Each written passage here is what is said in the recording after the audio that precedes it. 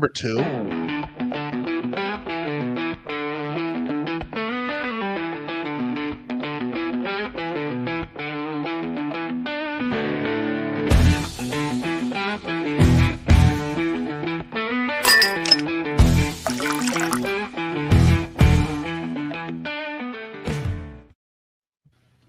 Hey, everybody. I'm Mike. I'm Bob. I'm Tim. I'm Chris. And I'm Mike. Yes. And this is the Board Game Rundown. Welcome to Whiskey Wednesday 139. And we are continuing our Gen Con preview. This is part 2. Welcome back, gentlemen, from the full 42. And we started completely on time. Yeah. Yep, everybody synchronized watches. All right, 8 o'clock. Go. 8 o'clock. On the nose. This is our, thanks for having us on your show and letting us both invade your show at the same time. Yeah, I love it. The full Indeed. 42. Yes. Yeah. You only had the half 24, 26? 21. 21, but you know, math is hard.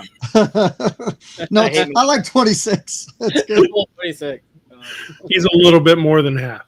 I'm not the math person. Nope. Of course, Obviously. really, the credit goes to you guys anyway. This whole 2-part Gen Con preview thing was your guys' idea in the first place.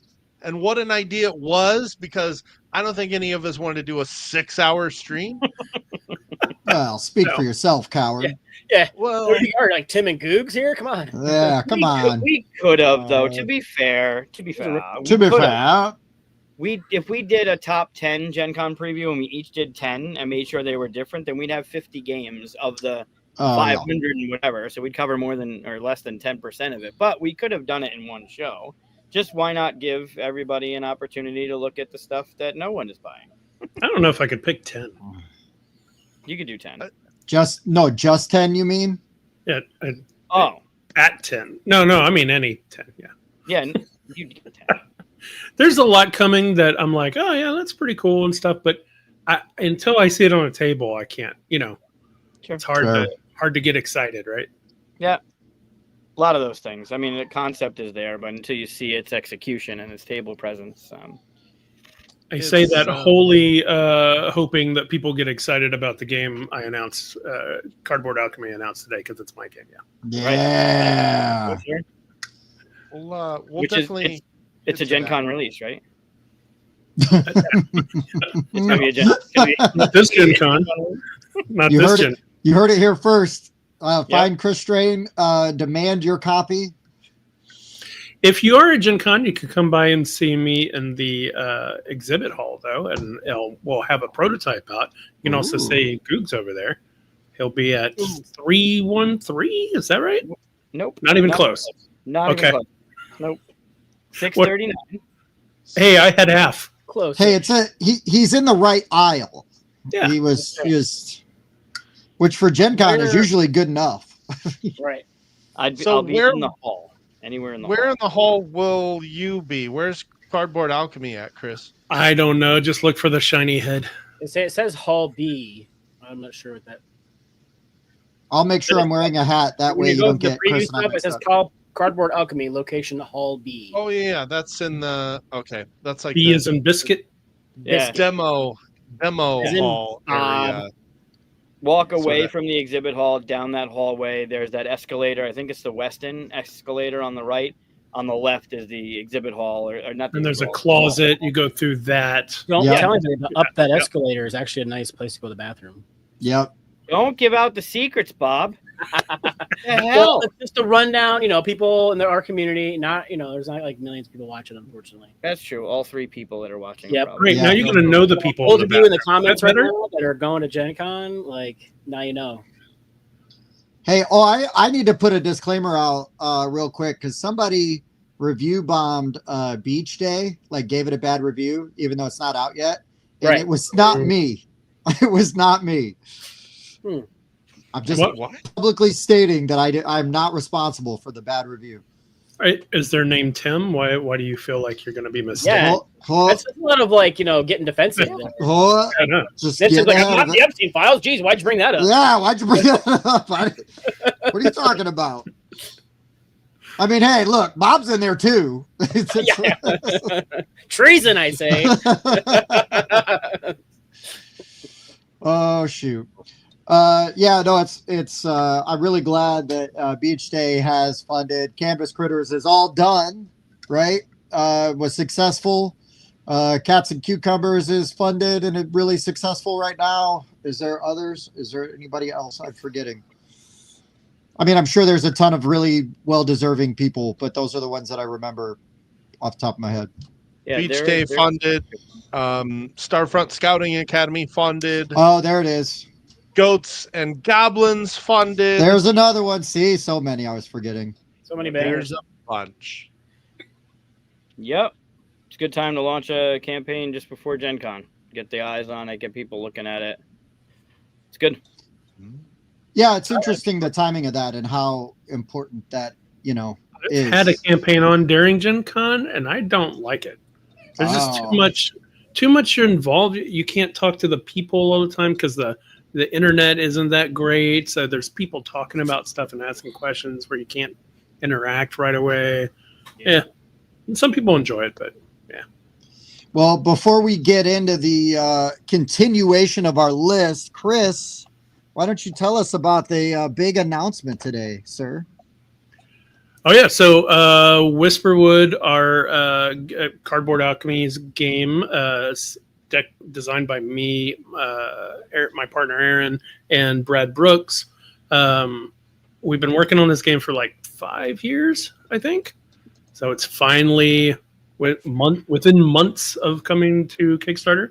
Wow. So it's exciting, and for the last year, it's been worked on quite a bit. So yeah. Can't wait for the people to get a hold of that and get to play it and all that stuff. And for those that are watching, if I would have known about this when I set it up Monday, I would have put the link in the description.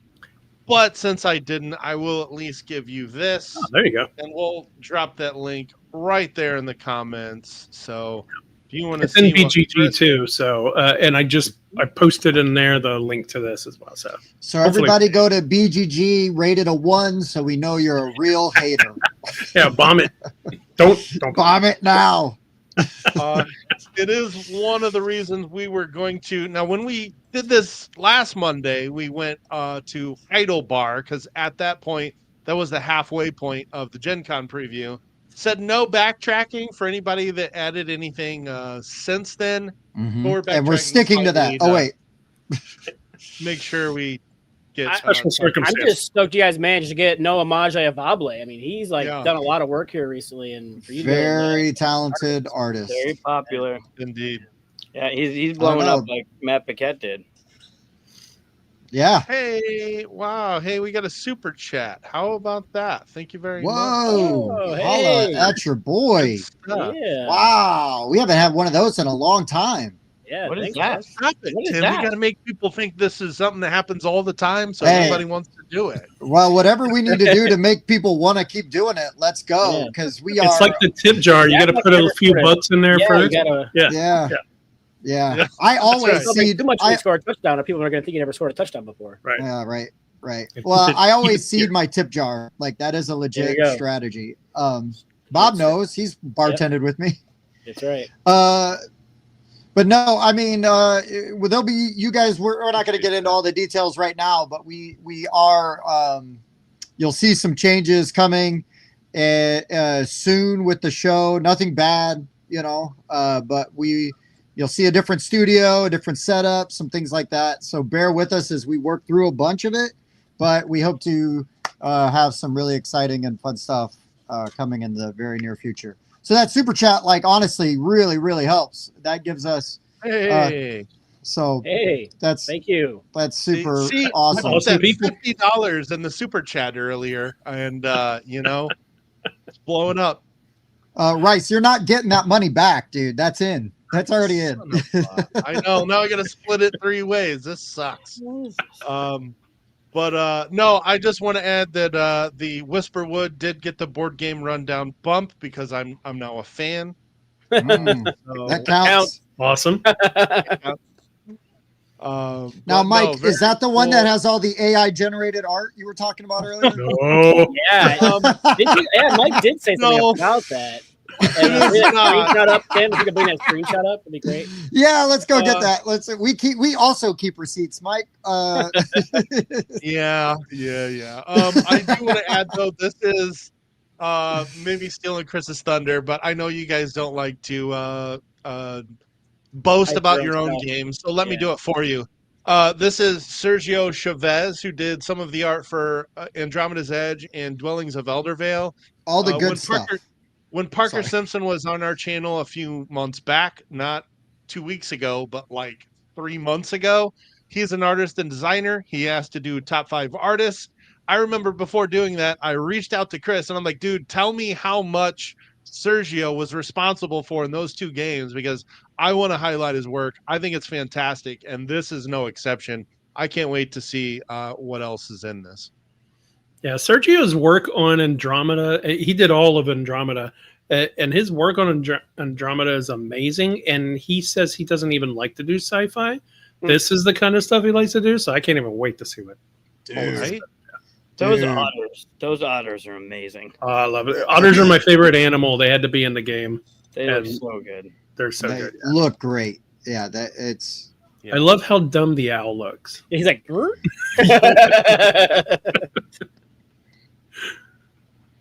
Yeah, Uh, it's gonna that be was good. great. I played it. I don't know what you've done to it since I played it. Yeah, actually, the last I think last month we made a huge change to it, and there's no downtime now. Nice. And so I saw Dave and they're talking about he did get to test it at the gathering, and yeah, so I want all those people to try it again. I was like, now you're gonna love it. It's crazy. Yeah. So. I mean, it was great then. So any tweaks you made to it to make it no wow. downtime is a big thing. So that's gonna be awesome. Now, You do you have had to sign up- me. Oh, I was just gonna say you had me at bag building, and then you threw in 0 downtime. So now I'm all in. And a killer artist. Yeah, right. Now, for the demos and stuff that says that you're running, do you have to sign up ahead of time for those, or can you just like show up? Yeah, they're all full before we even put this up. Gotcha. But I mean, still come by. I'll show it to you. I'll point it out while people are playing their stuff. I'll tell you how it works. Yeah. Right on. Even Done. and you guys know how Gen Con works. And if you don't, here's a little tip: the events people don't show up often. For sure. True. It's That's true. People showing up, and 5 of them won't because they're late because of the last thing they were doing, or they lost track of time or whatever. Yep. So, and this is kind of a blanket sweep for all the events that you were hoping to get into that are sold out. If you have Mhm. time, go to that wherever that location is at the time it's supposed to go. Technically, they are supposed to. I think it's a 10-minute window that they Right. are supposed to wait to launch the game. I'll wait 5. Just in case people are running late, because it is a big big venue. But at Chris that is point, famously no, patient. They are encouraged to put you down into a seat. So show up. Yeah, if that's totally true. I remember when I was teaching some games for BA, they, you wait, everybody to see who shows up. You wait 5-10 minutes. Nobody shows up. You grab a rando and you say, "Let's go." Yep. Yeah, that's how it used to be when I was doing like Cthulhu Wars and Planet Apocalypse for Peterson games back in the day when I was running those demos. It's like, oh no, they didn't show up. I'll play. Like, this is cool. Let's go. Yeah. But that's exciting All right. stuff, man. I'm really excited. Like, we're going to be seeing you guys next week. I get to meet Chris in person. It's going to be great.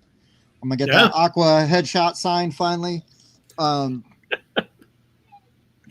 And I know that, we're going to see tons of great people there. All our friends and maybe some new We ones. have the CD. I'll sign the CD cover if you have the CD. Oh, Ooh. I'll bring the CD. You'll sign the CD? I'll bring it. All right. I'm bringing a CD. It's happening. And I'm going to get a picture of you signing it. So stupid. It is. It is. I love it. I'm so excited. The rundown bump continues. We got 3 more followers. Look Nice. at that. We need Hit 4 it up. more. Hit it up. Let's get this to 100 before this stream's over with. I'm watching go. you. I will be refreshing later. Let's go. And I will also say, anybody else that's going to be at Gen Con, if you've got an Aqua CD that you want signed, come find Chris. No. Demoing. I'll sign 1. I'll sign one. for everybody. One for each. Whoever the first person is to bring it to me gets the one. There you go. Yes. Oh, it's so good. That's Whoa. Who's going to Media Exchange to try to find those CDs? I have mine. I think I have their first and second album upstairs, so Oh yeah. I will have it with me. Wow. Don't you worry. Hey, I'm there's not at even least sure how to two. feel. There's at least two good songs on that first one. At Two? least two. Yeah, Barbie Girl and Mr. Jones. Mr. Jones, absolutely. Yeah, that's a great song. I don't know that one. It might actually. It's actually probably better than Barbie Girl, but Barbie Girl. 100%. I know the Counting Crows, That's a hype. Mr. Jones. I don't Yeah, know. I was to say, wait a minute. I was like, that was Counting Crows. the That's first where thing I I was thought. at. Maybe it's Dr. Jones, but it's one of those. Yeah, It's I something. think it's Dr. Jones. Mr. Jones is Counting Crows. I mean, listen, both could have the same name. Yep. Chaz above that has a good point. The generics, you don't have. Sometimes generics will get you in, but sometimes you have to wait. And if you have a generic, you can just use a generic to sit down. Some demoers or demo companies or whatever will require you to at least have a ticket. And some people just, if there's an empty seat and you're walking by and want to play, just sit down. So having generics is a good thing just in case, like Chaz said. But sometimes you don't even need those. There you go. Pro tip from Chaz. Also, not to be a company man, but if you do like play testing and you don't mind doing on Tabletop Simulator, on our Discord, Cardboard Alchemy's Discord, we pull in people for test plays. You can sign up for it, stuff like that. And that includes all of our games. So, including Andromeda's Edge expansion will be in Gen Con as well. Hey, that's some And good stuff. Flamecraft Duels. We should Demo play or for Flamecraft sale? Duels in person, Chris. And Flamecraft Duels, yep. We should play it in person and film it. You're just mad that I beat you in the tiebreaker. Mike, you got a link to that Discord we can share for Carlos? He wants in. I don't even have a link. No, I Here, think. I can send it to you. I can get you one right now. Yeah, somebody can. I got you. No. Am I? I'm always afraid I'm going to give like the link that lets them run the whole server or something. I don't think that's possible. I don't think you can give them the admin. No, I am not in the Cardboard Alchemy Discord. Jeez, Mike. What kind of friend are you, dude? Private chat. There's a link. It's good for 7 days Oh. from today, though. I don't think I have the ability to change it. Yeah. If you join and then go searching around in there, there's like a form and stuff you could fill out and tell them what kind of games you want to test play and all that stuff. You could get in the group. So. Wait, what's Right your on. private chat? Oh yeah, right in the welcome thing. No, I can't say that. Forget it. I'm not, I can't. I know too much. Don't be getting people in trouble. Go when you get to the welcome page, you'll see a really cool video and an image in that video. Where is this link? In the private chat Which one? on the Discord, on the StreamYard. Sorry. Our private chat? That one. Jeez. Yes. Okay. We have a Discord group chat. We have a Facebook group chat. The last thing I thought of was a StreamYard. The thing we're all in right now, Yeah. interacting with. Right. Yeah. Why would it be that? It's weird. Why? I know. Real quick, for real though, this time, and then we'll get into the list. For anybody fans of QSCon and all that There we stuff, Googs is sharing the images of that the QSCon jersey this year. It's a one-time print run. They look freaking fantastic. They're very high quality, and I get jealous every time I see somebody wearing one because they look amazing. Just get one. Poppy. Well, I have to. Yeah, I like DeVito did a great job on this year's. I wanted it to be different, obviously, because I'm not reprinting the jerseys again. Like it's a one-time thing. And the first one had the QSCon theme, like diagonal with the 5-year anniversary patch, and then that fox from Canvas Critters was underneath the 5. Now that's the big thing. It says QSCon on it, and it's a white jersey. It looks it's sharp. I like it a lot. Yeah, it looks good, man. It looks good. Thank you. So if you're interested in that, get on the QSCon Discord, and all the details are there. Correct. Yay. Okay. And I'm They're in. technically limited. They're limited too, right? Because Yeah. I have 1 to 99, and then you could do 0, 00. So there are only 101 of them available, technically. That's crazy. Wow. Because you get your name and your number. You pick the number, and then once the number's yours, you have first right of the number. So some numbers are taken, like mine's. I got the kids 21, 23. Mine's been 22 since I was. Didn't take 42? Say again? 42? 42 is reserved. Huh. 42 is reserved. So would you say they're retired? Not retired. They're reserved. Like, no one's going to get 69 just because I don't want to fight them on what name they're going to put on the back of that one. Sure. There's just not. So not 101. I mean, I could release them at any point if I wanted to, but got to give me a good reason to give somebody. I mean, I can't believe Butt Munch 69 got denied. I don't. Correct. Yeah. Wow. You gotta pick another one, too. It's my surname. Out of the DMV, I'm kind of depressed. No. I sent you that email. You got to pick a new one. Sorry. Wow. All right, guys. Let's get into this list. I want to talk about this list. We got a lot of games ahead of us. There's a lot. What do you guys? Well, before we get in the list, what are you guys doing? Are you doing a show from Gen Con next Wednesday, or are you taking a week off? We're gonna try to do something, right, We Bob? never take a week off. Yeah, we'll do something. Yeah, We'll do something from somewhere, even if it's like 20, 30 minutes, even though it ends up being longer. Cool. Yeah. We have to keep the streak alive. We've never missed a Wednesday since we started doing it. Streaking for life. Wow. We're going for the No. quad next time. Each one of us have missed at some part or another, but someone else is still there. Someone is carry the always torch. going. Yeah. I will be probably arriving into Indy around the time Whiskey Wednesday starts, so maybe I'll jump in wherever the hell these guys end up. So That's right. Cool. We're gonna try to get out of the. Well, we'll be leaving the all play event and trying to get into the long pack event, right? Something like that. Probably. Something like that. I don't pay attention to times. Good. Sounds like a plan. put them all on a calendar so I don't forget. So And I get notifications from Mike's calendar, so we're good. And I follow these guys. See, Chris, that's what a well-oiled machine looks like. one email account, everybody. That's right. gets a calendar Calm down, One Diddy. calendar Put to down rule us all. We Put really down got the oil, to Diddy. write down some notes from how the pros do it.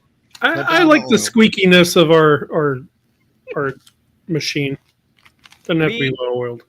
We had our newest series, Let's Chat.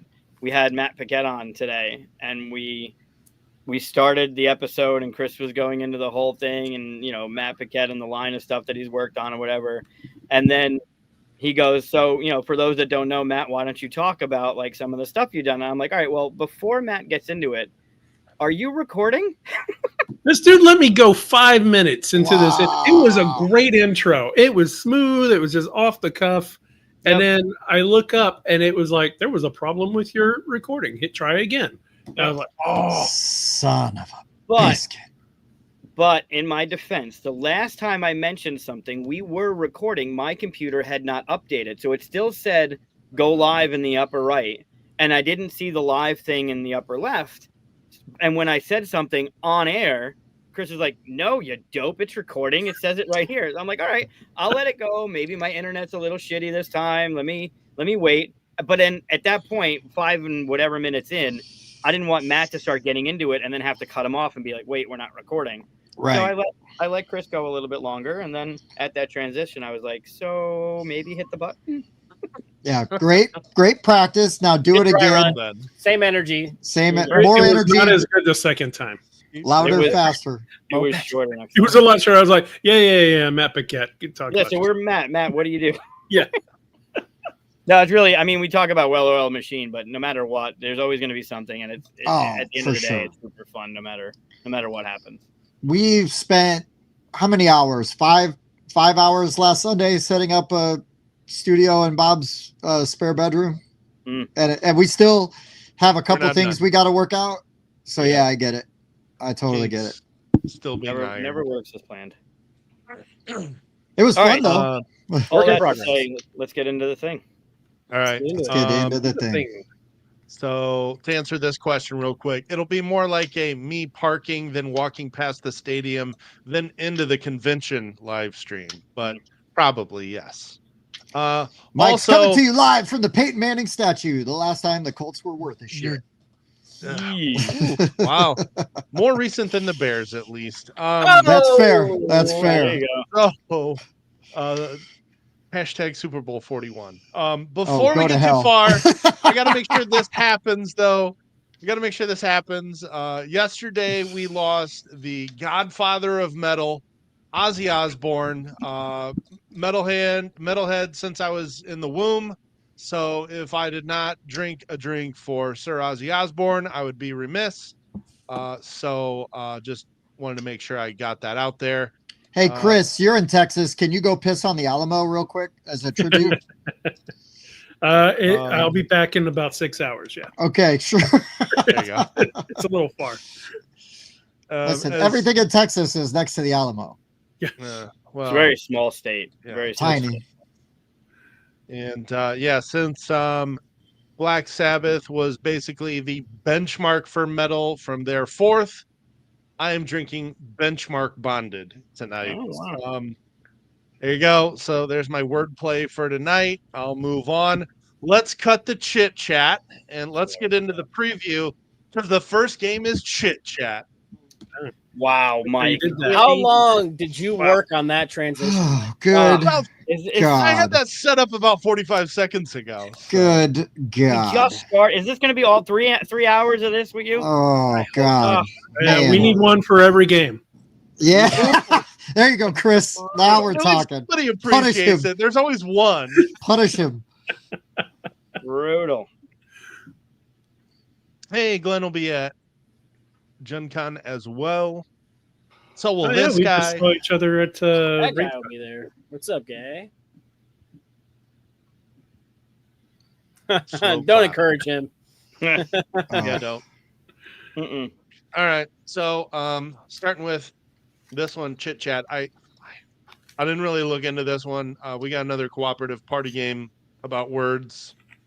It seems like there's a lot of those in this list. There's a lot of cooperative games. There's a lot of deduction games. There's a lot of word games. okay.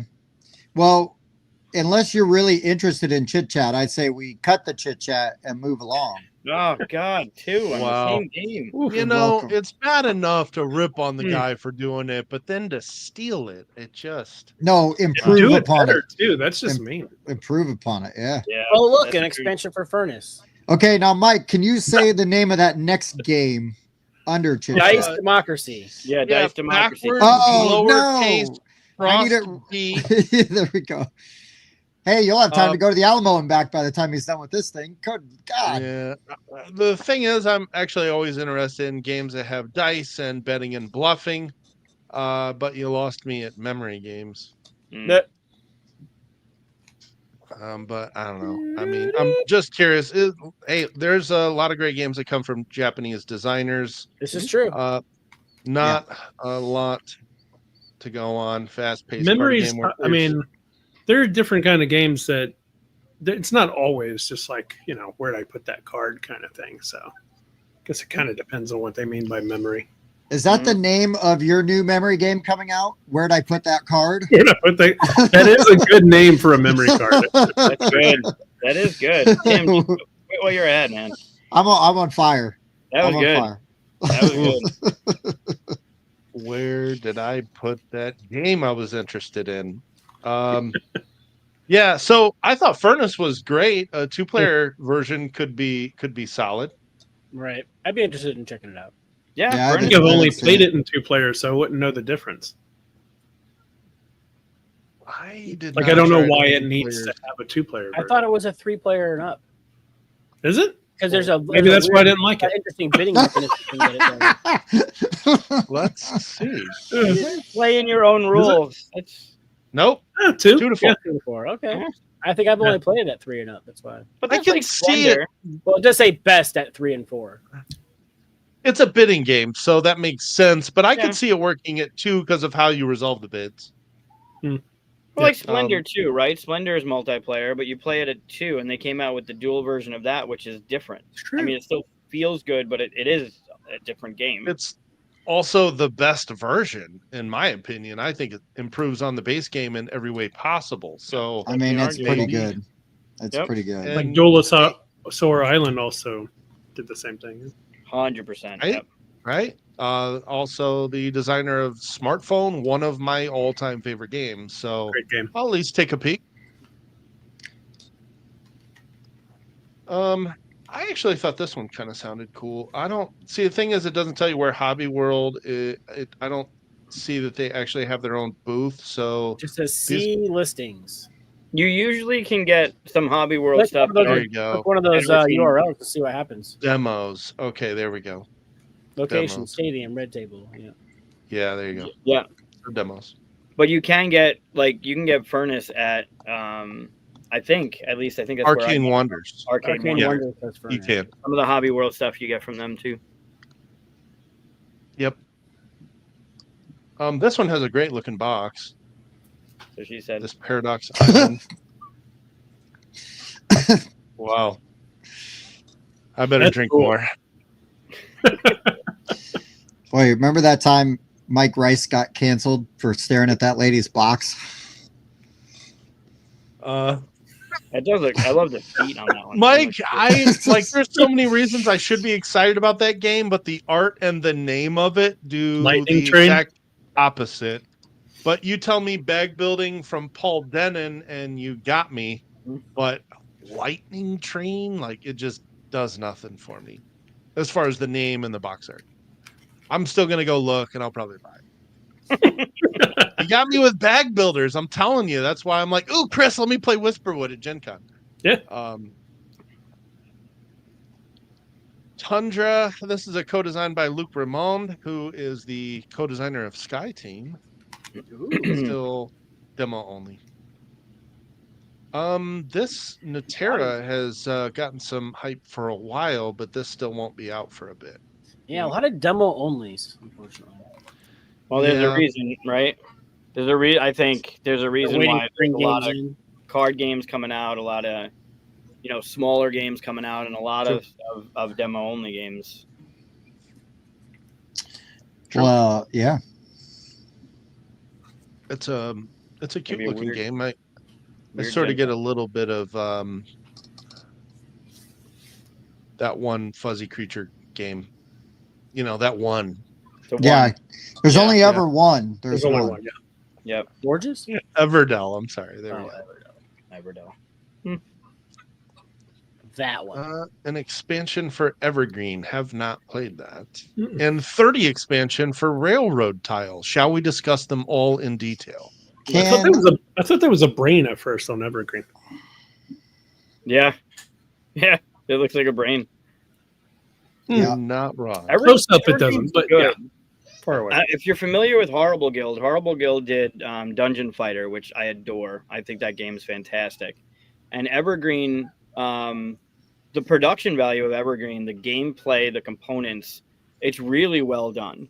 I'm excited about it growing, no pun intended, because I think it does need a little bit more. But the production value, that game is, I mean, it's a solid looking thing. Looks pretty on the table. It's well done. So add more to it. Absolutely. Does look nice. It's also $18. Wow, that's a Yeah, great right. expansion. Oh, expansion. Yeah. Yeah. Right, that's great for an expansion. $18. All right. So Unless now it's like- you've got.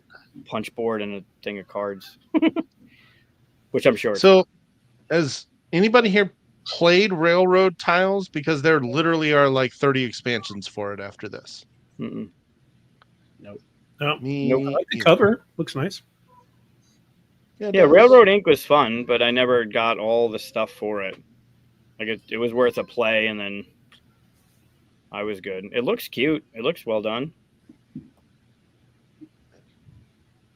Yeah, and same designer as Evergreen.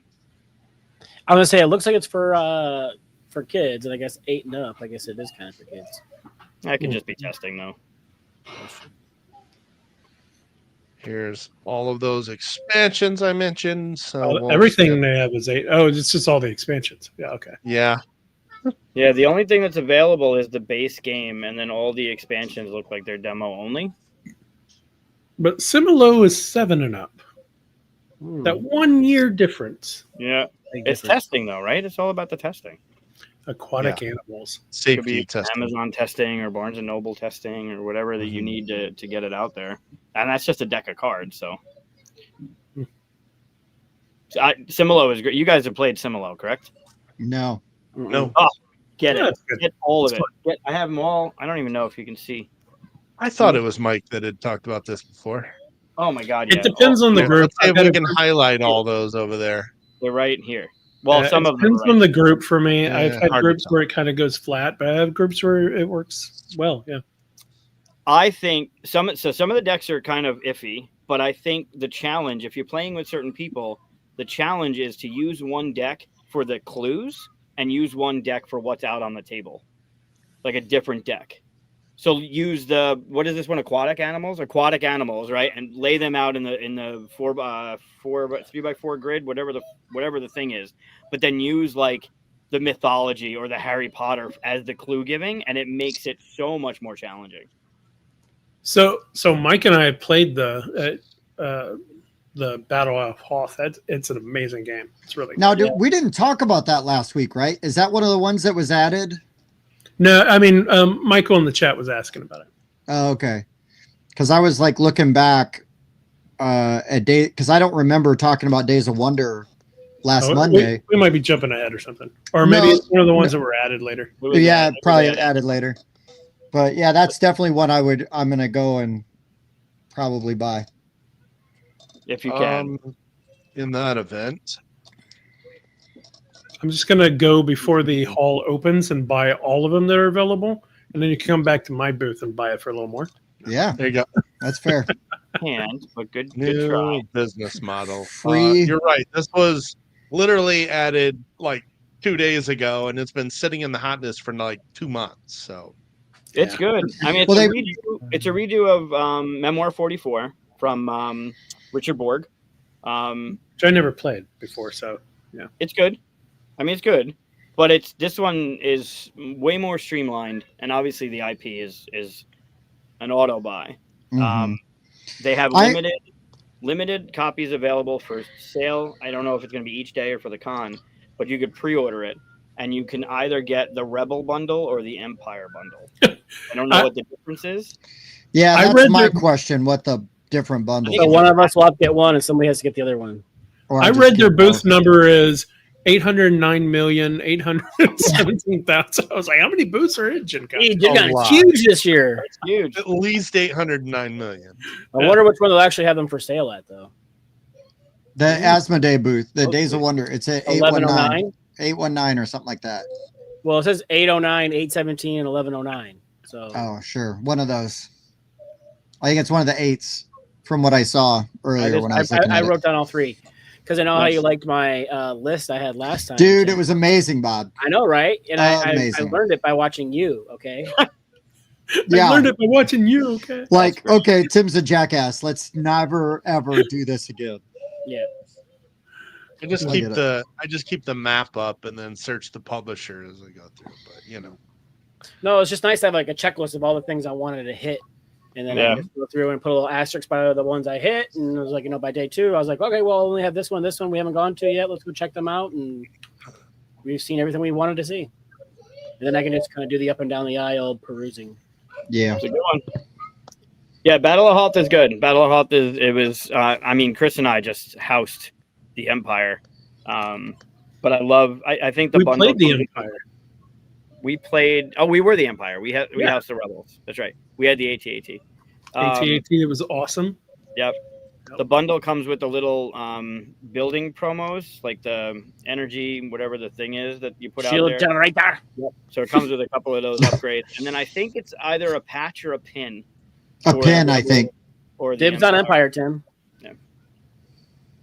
You bastard. That's a good one. Yeah, I wonder if it's just like, is there a different box cover, or is the bundle just determines what pin you get? You know what I mean? Yeah, I Like- think it's just going to be the pin. I don't think they have different SKUs for that one. I mean, That's maybe, but yeah, sold out pre-orders. Yeah, they are sold Yeah. out. So Mhm. you gotta Hopefully, you can get stand in early line. enough. And, I got mine. Yeah. And let's just say the people's mic is too good to stand in lines because he got burned by the gang last year. I mean, it was $20, but I didn't like it. And No, I you stood in got line burned more than once. They took the 'cause you- best part of poker out. Like, how do you make poker co-op? You can't. At least not keep it good. Ish. Hmm. Saying. Yeah, so I don't see anything worth standing in line for this year. All right. Hot Banana Games just is a cool publisher. It is a just cool as far name, as- but I was reading this. It just didn't sound very fun.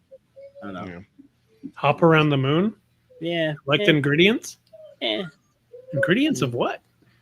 Moon Moon's dust. maybe a different You got the elixir for every ingredient for the elixir of life. magical moon. Dun, dun, dun. Oh, That doesn't look like a moon. That doesn't That's look no like moon. a box. That's deceiving. The box cover and the game inside. We've talked about this on the show a couple times. Yeah. When the box We have cover awesome gives you box an art. idea. Yeah. Ooh. Yeah, not That's like very. the Godfather. Awesome box art, but then you don't want to use any of that art. Or you just, Mm. well, actually, just take that art and put it everywhere else. There's some stuff in the background there that kind of matches. That counts. That counts for you. That's okay. I'm trying to give it a bone. Okay. I mean, it's certainly not Earth Moon. Otherwise, where are you getting all these things actually growing? Yeah. Mhm. Yeah. Anyway, I just feel like they were like, I don't know. I want to say other planet bunny. Sure. Hey, look, But- Mythical Dice. That game was fun. let's talk That about game some was games fun. that we know are good. This game's fantastic. This is basically Skull King Dice re-implemented. It's really good. Better. I like this more than Skull King, honestly. The fact that, like you're saying, you could roll a die with the highest value die, which you should win the trick, and then you still have a chance of losing. Mhm. That's hilarious. Mhm. It's great. I'm really good Yeah. at random stuff, and so, the fact that I could randomly win a trick I shouldn't, it's in my favor. We picked Highly this up. We recommend played this this at one. Origins. We brought it to that agave place across the street and played while we were waiting for our food to come out. And it was easy to learn, easy to get into. Didn't take up much room. You got your little screens you're rolling behind. It was fun. Yep. I played this a bunch at Origins. It's a good one. This was one I was really looking forward to. Bought it, haven't played it yet, but I'll be bringing it to Gen Con so I can play it. You have a copy, Tim? Yeah, I bought one on Sunday before we left. Gotcha. Because they I said, sold I'm me, going to go buy one and they were sold out. I think you got the last one. That's right. You bought they sold me the open box. the demo copy. Yeah. I did. Of Mythical Dice? Yep. Mhm. It was the last one available. They're like, well, we have Nice. the demo copy. Tim's like, take it. There you I- go. The Hachette booth has so many things that are worth picking up, and I would recommend the next one. I think Pina Colada is super fun for Okay. its $20 price tag. It's a variation of Yahtzee. You roll your dice. You got 2 re-rolls, and you're trying to make poker hands, full house, straights, pairs, 3 of a kind, whatever. But on the table is a 4x4 grid of coasters. Like they're in for all intents and purposes, they're coasters. And on it is what you're trying to get. So if you can zoom in on any one of them, you'll see that's 3 right in the center there, that blue one, that's 3 1s. So on your turn, if you can stop rolling at any point, but you can just re-roll your 3 things. If you get 3 1s, you get to take one of your pieces and put it on the highest one that's available there. So that would be 2, and that gets you 2 points. Then the next person that can do it, if they choose to, would put it on the next one that's available, or there's no available spot, so you can't do it. And ultimately, it's whoever gets 20 points will call the game, and then everyone gets an equal number of rounds. However, if you can connect 4 of your pieces in a row, a column, or diagonally, you automatically win. So if you can get 4 in a row with your pieces, then that's the game. There's no rebuttal. There's no nothing. So once you see someone's got 2 on a row or a column or something, now you're trying to push your luck and well, I got to block them. If I don't block them, you got to block them. And if you don't get it, then you're leaving it open for them. So there's a little bit more. It's super quick, and it can be very lucky. But it's a dice rolling game, and say la vida. Always has so many games that I enjoy. Mhm. Mike, I had the Pina Colada song going on in my head. Could you repeat that? Rupert Nope. Holmes. When we're You done, like- go back and review it. Mike, just to clarify, so we did part 1 on the full 42 last week, and that was publishers A through H. That one is Alibi or Albi. So we did actually talk about that one last week. I'm super interested in that. I actually may sign up for one of their tournaments. They played in the stadium, so love me some racing games. Oh, I thought you meant Chit Chat. You're going to play in a Chit Chat tournament. Yeah. I'm gonna get in a tournament for that one. Hey, are we going to make Chris play Tumbling Dice at Gen Con? Yes, please. Yes. Hell yes. What is Tumbling Dice? It's only the greatest game ever. We'll see. Carlos, I'm with you. I think Sagrada is one of my favorites. It always will be. It's different. It's not as luck based as Pina Colada Dice because you're rolling and re-rolling and you might not get what you need. But in Sagrada, you are kind of choked out at some point if your dice aren't there and you need to put a red or you need to put a 6. So it has that strategy to it. But yeah, those dice games are Sagrada is great. And if you don't play the 5-6 expansion and that private wheel, get yourself the 5-6 expansion so you can play with that private wheel. If you don't, it's the best way to play the game. I ended up having to modify my Sagrada in order to even play it. Oh yeah, because those dice when they're like the semi-transparent type, like whatever's behind it can kind of change that color so much to me that they look a lot alike. So I ended up going through and like with a marker and changing the pips to black on one of the colors so I could tell them apart. The red and the purple look very similar in certain lights. They do. When I was with Floodgate, I ran tournaments down at Dice Tower Con before it switched over, and one of the guys in the tournament was colorblind, but the table they separated the dice at any point if he asked what like, is this blue, is this purple? Yeah. They were super helpful. So they were like actually nice human beings. That's cool. Yeah. That's right. Feels rare. We'll figure that out. Yeah. This next one, there's Kinflyer Council is a solid. It's a very deep game. It's got a lot to it. I really want to play it because I really like the Kinfire Delve games, which I know play differently, way different. But I like that universe. The first time I played Council, we were running through the narrative and we ran across somebody in like one of the characters, not one of us, one of the characters in the narrative, and their name was Luca. I'm like, oh, that's kind of cool. Like, there's a Luca, and then it was Luca. Then we went farther in, and the next chapter or two later, there was a character named Mika. Oh, and I was like, wait a minute, hold on. So I reached out to Kevin, and I was like this game had been in the works prior to the kids, so it just happened to be a coincidence that in the same chapter there was a Mika and a Luca. That's crazy. Yeah, it was pretty wild. But Delve is fantastic. I love Delve. I have a couple of them, and super approachable. It's a card deck. It comes with enough characters to play 2 players in the box, but there's 3 sets, and you can expand it. If you get another set, you can expand it to 4 players. But the system that they use there, where you're literally delving down that well, and the way the card, you got to do all your hits at once, or they don't go away. Like it's a very smart, well put together game. It's a very, very, very difficult game. Plays great solo. Plays great with a teammate. But that game's gonna smack you around. Like, yes, it is. I think it's one of Kevin's bet. That and Darkness Comes Rattling, I think are Kevin's. Like, he's done. That game has been on my Grail list for like a long time, just because I've heard great things about it. Buy weird games. I just picked up a copy at Origins. It was half off. It was $35. Oh, yeah.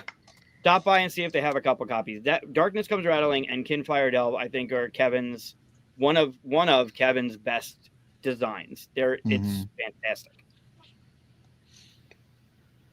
The art on this game is fantastic as well. I love the art. Yeah. Oh, it's beautiful. The production. Yeah. Oh my God, the production value is amazing. The cards in Delve are just some of the best cards in a card game I've. And Chronicles too. Chronicles has that pop. The components, everything in that game, like the narrative is. If you like narrative kind of games, that game has got it, and it's very well done. Or not count. I might think not Council. What's the other one? What's the big one? No, it's Council, isn't it? Yeah, Kinfire Council is the big one. Yeah.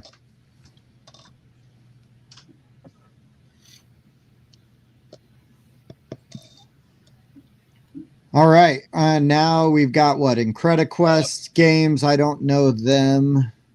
Mm-mm. A deluxe edition Deduction. available. Bloop, bloop. Okay. Oh, sorry. Inside Up. Player code cracking. Yeah, you know, Inside They Out. got Earth. They have a couple little card games here that look pretty interesting from Yeah, the Inside Up. Critics and Tricks looked a little interesting. Not much to go on though. Yeah, I'm it looks like excited you for could do Ice and dice, which is Ice and weird. Idols. I'd like to play. That's a You Matt just Hansen recently had game. Matt on the show too, didn't you? Yeah. Yeah, A couple Two- 2 months ago, maybe. No, actually, it was way Or before was it that longer than that? I specifically remember that we talked to Matt Hansen while Bob and I were live at QSCon. Oh no shit! Yes, September. No. we sat. Yes, we sat in the Collegian. You can go back through the archives if you would like, or you can take my word for it that we were sitting at the Collegian talking to Matt Hansen. All three of us? I'm 100% positive of that fact. No. I mean, if we were at the We collegiate, were- Mike and I were on the same camera because there was two of us there. Mhm. You were in the room upstairs, weren't you? No, we were in the lobby. Yeah, in Oh, the you were lobby. in the lobby? Yeah, we Yeah, did we it from the felt- Yeah, we lobby. thought it would be more fun to do it from the lobby. Anyway, back to this one real fast. Crits and Tricks here. Recently played 3 chapters from Amigo. Thought it was fantastic. Mhm. This is closed drafting trick taking, so I might have to take a look at this. That's Hmm. what 3 chapters was. So, fairly interested. Few Earth expansions, but yeah, Ice and Idols looks pretty cool. Yep.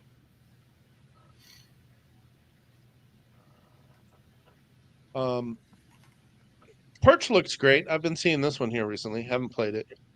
I'm Yep. wondering if I'm just misremembering because I talked to Matt a little bit at Origins for some reason, and it's just like crossed into my brain because we were talking about some stuff he's got coming up and a game he got signed that I'm happy he got signed.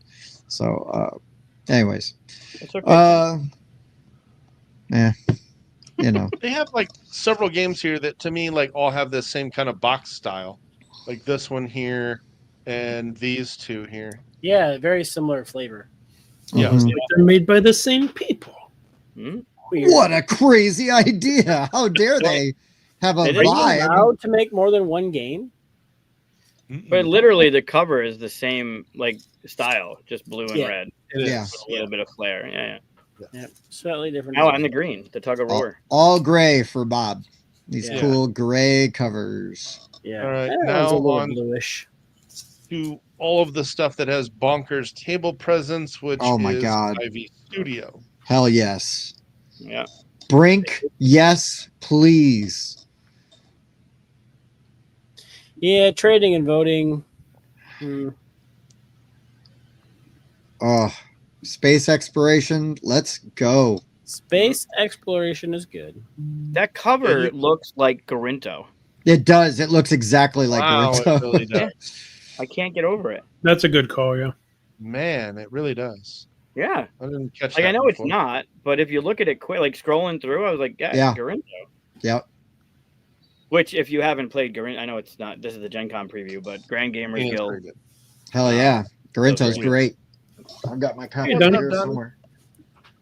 Hey, Donnie. The Donnie. aesthetic of this game, well, that's not a good representation. Maybe when the board is filled up, looks pretty great. But again, it's IV Studio, so it should.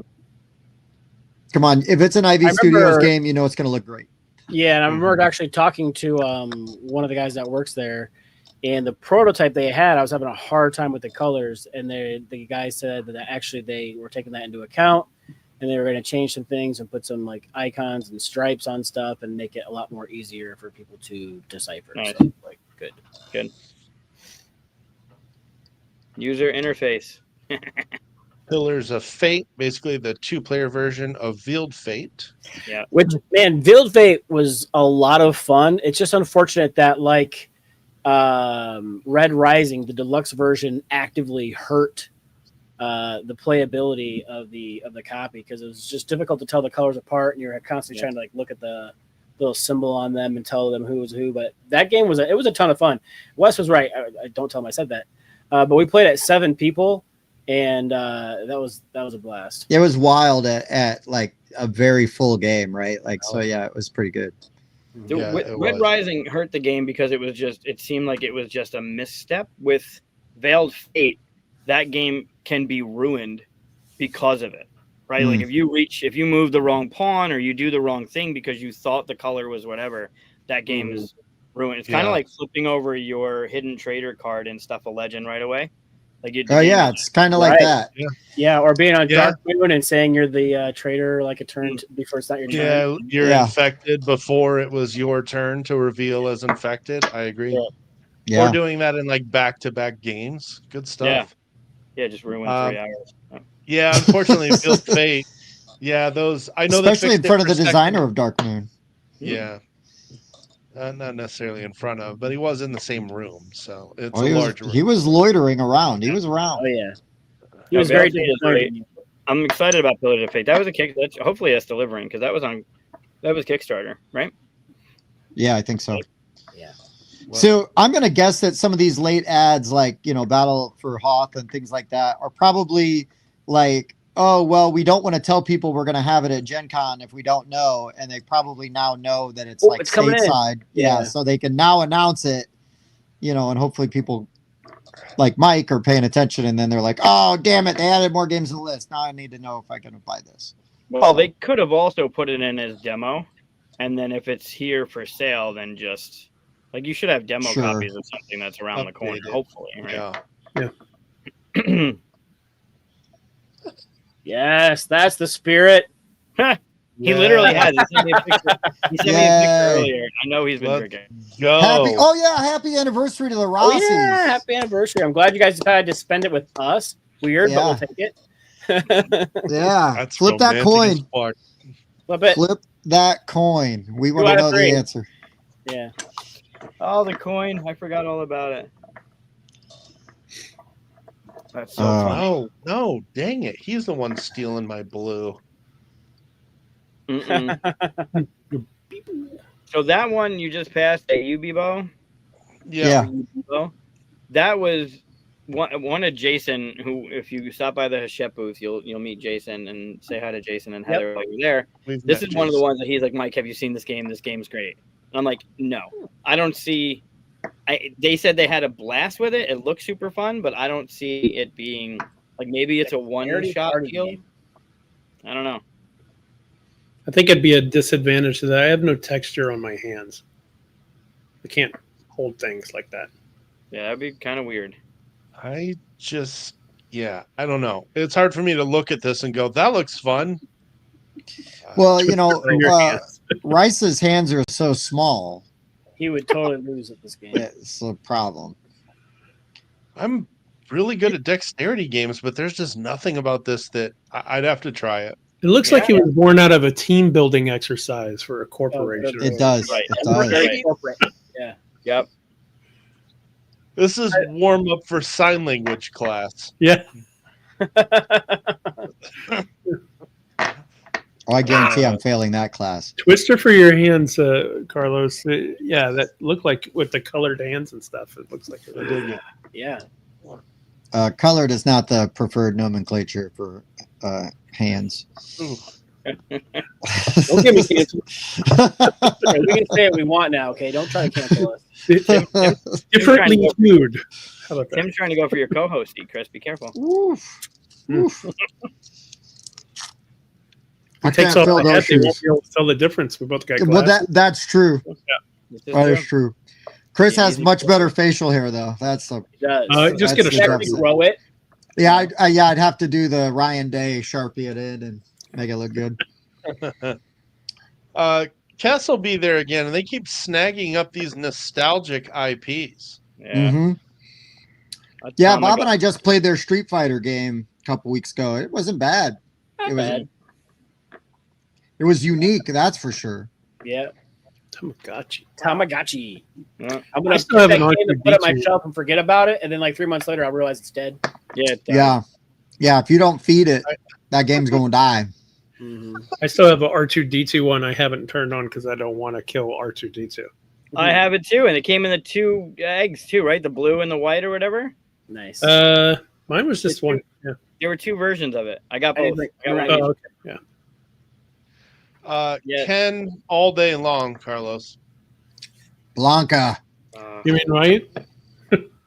Ken's the same thing as Exact same. yeah. Rue? As Yeah. Ryu. Yeah. I as just Ryu. I like his look better. Oh, you can. Yeah. Chun-Li. I like Guile too. Chun-Li. All day Chun-Li. Mm. No, who do you like to play? Yeah, right. Uh, You should see I'm- Bob's Chun-Li cosplay. It's pretty hot. I can be pretty mean with M. Bison, but I kind of think everybody can if you use the Yeah. cheap little low kick. Yep. And the I can't remember. I am drawing a Who's blank the on Indian? the sumo. Dawson, Yeah, Dalsim. Sagat was another good one. Sagat. Vega. I liked Vega. No, Vega who's was great. the sumo wrestler? Oh, E Honda.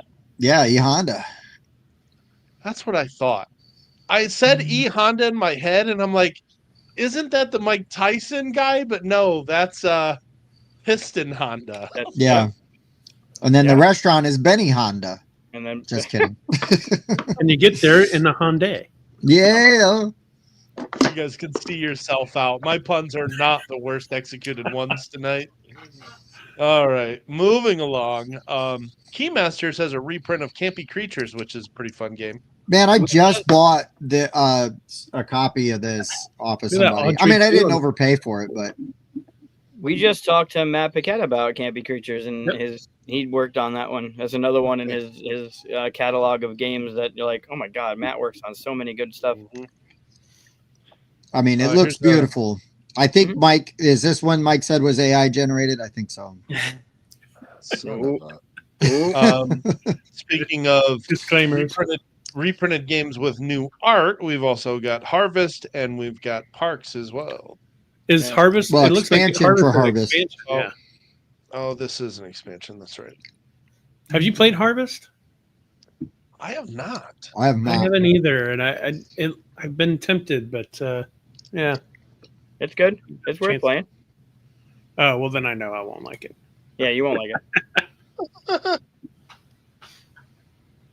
Yeah, Parks looks good.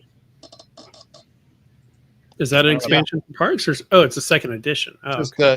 updated art. Every version of Parks looks cool to me though, so you always get me with the nature themes. Mm. I don't know about the English Summit edition for $90, but Yeah. Seems a bit Why more. is it in here like 3 different times? Oh, because they have different. Like, it's like they're deluxe or something, right? Yeah, yep. Hopefully. pretty much. Galactic Cruise. Yeah, There you they go. will have- Oh, Chris, you there- can get your expansions. Well, yeah, I need to pick those expansions up because I was like boxing mine up and I was like, wait a minute, what's all this open space? And I was Mhm. like, oh, they're supposed to be expansions. I've played the expansions now, and yeah, I'm definitely going to get the expansions. Do they Kickstarter has it. are they like expansions that you would say like change the game that you're like, oh no, I'm never playing without these? Is it like that kind of expansion? No, Okay. it's just more It's just content. more of the Okay. same. Devin? Sure. Although I don't know if the new one, which is on the Kickstarter coming up, Hmm. I don't know if that's going to be extra content That's, or something new. Well, I love the guys involved in this. The game, like the art is great and everything. Yeah. I think that anybody that really likes heavy Euros should check it out for themselves. I'd say that much. I've played it 5 times, and I've won 100% of the game so far. Oh wow. Ooh. Yeah. Brag. All-time But 2 games by Okay. 1 point. In those 5 games, how long do they typically take for you to play? I don't know, maybe about 3 hours. Yeah, Mm. sometimes That's about- a little more, sometimes a little less. It's hard to say because we were at convention and we were teaching, so that kind of thing. If I could play that game in 2 to 2.5 hours, I would probably enjoy it more. I feel like 3 to 4 is a bit long. I mean, it's I would- awesome I- with 2-player. Just 2-player goes by faster. Just play it more, Bob, and then you'll get it down. Like you'll learn the game more. Yeah, exactly. Yeah. You Yeah. have it memorized and know what to do. It's got some Hey, really dude, neat mechanisms in it. I want it to be a little faster. I Yeah. want to be able to make one room and take somebody to space in it. I shouldn't have to build 2 rooms to hold one person. Well, and the expansion stuff do have rooms that have one room for one person. Hey, There you go. I don't Now even we're work for the talking. company. you gotta speed that game up. Yeah, While- yeah. I think that would really help speed it up. But like, it didn't help that Bob and I's play of it took almost 6 hours. I think Correct. it was It was rough. long. It was most of the Well, day. you said your teach alone was an hour and a half. Yeah, Mm. It Wow. was thorough, but it was about 90 minutes. Wow. While Tony's in the chat, if Tony's still there, we're demoing his new game, first game called nice. Cattywampus. Yeah. He was talking about that. We played it on the show Perrin. with Chris. I have half. Sorry. Where did I put the wizard? I have the half of the wizard that Chris and I drew on our show. The idea is you're drawing half of a combined word. I forget what this was. Fuzzy. It could be fuzzy wizard. Fuzzy Wizard. It was Fuzzy Wizard, yeah. So you're drawing the left half. I was drawing the left half of what I thought a fuzzy wizard would be, and Chris was drawing the right half. And then what you do is you put them together, and then the other people, no one else knows the words, and then the other people have to guess what the hell we drew. Okay. And it's really fun when I first played this, when Tony was telling me about it, I asked Dave of 3WS, I was like, come here, I want you to draw the right half of a horse. And he's like, okay. And then he drew the right half of a horse, and I drew the left half of a horse. And what we ended up doing was drawing just the head, because he pictured the horse going this way, and I pictured it going this way. I So when was we put wondering. it together, we had this weird thing, and that's the whole idea behind this game. I think it's a blast to play. I think it's going to be super chill. What game Harry is this? Potter. I love It's it. called Right here. Cattywampus. We don't have. Okay. We have the famous artist. No imagevable. We'll have the cover soon. I know DeVito is working on it.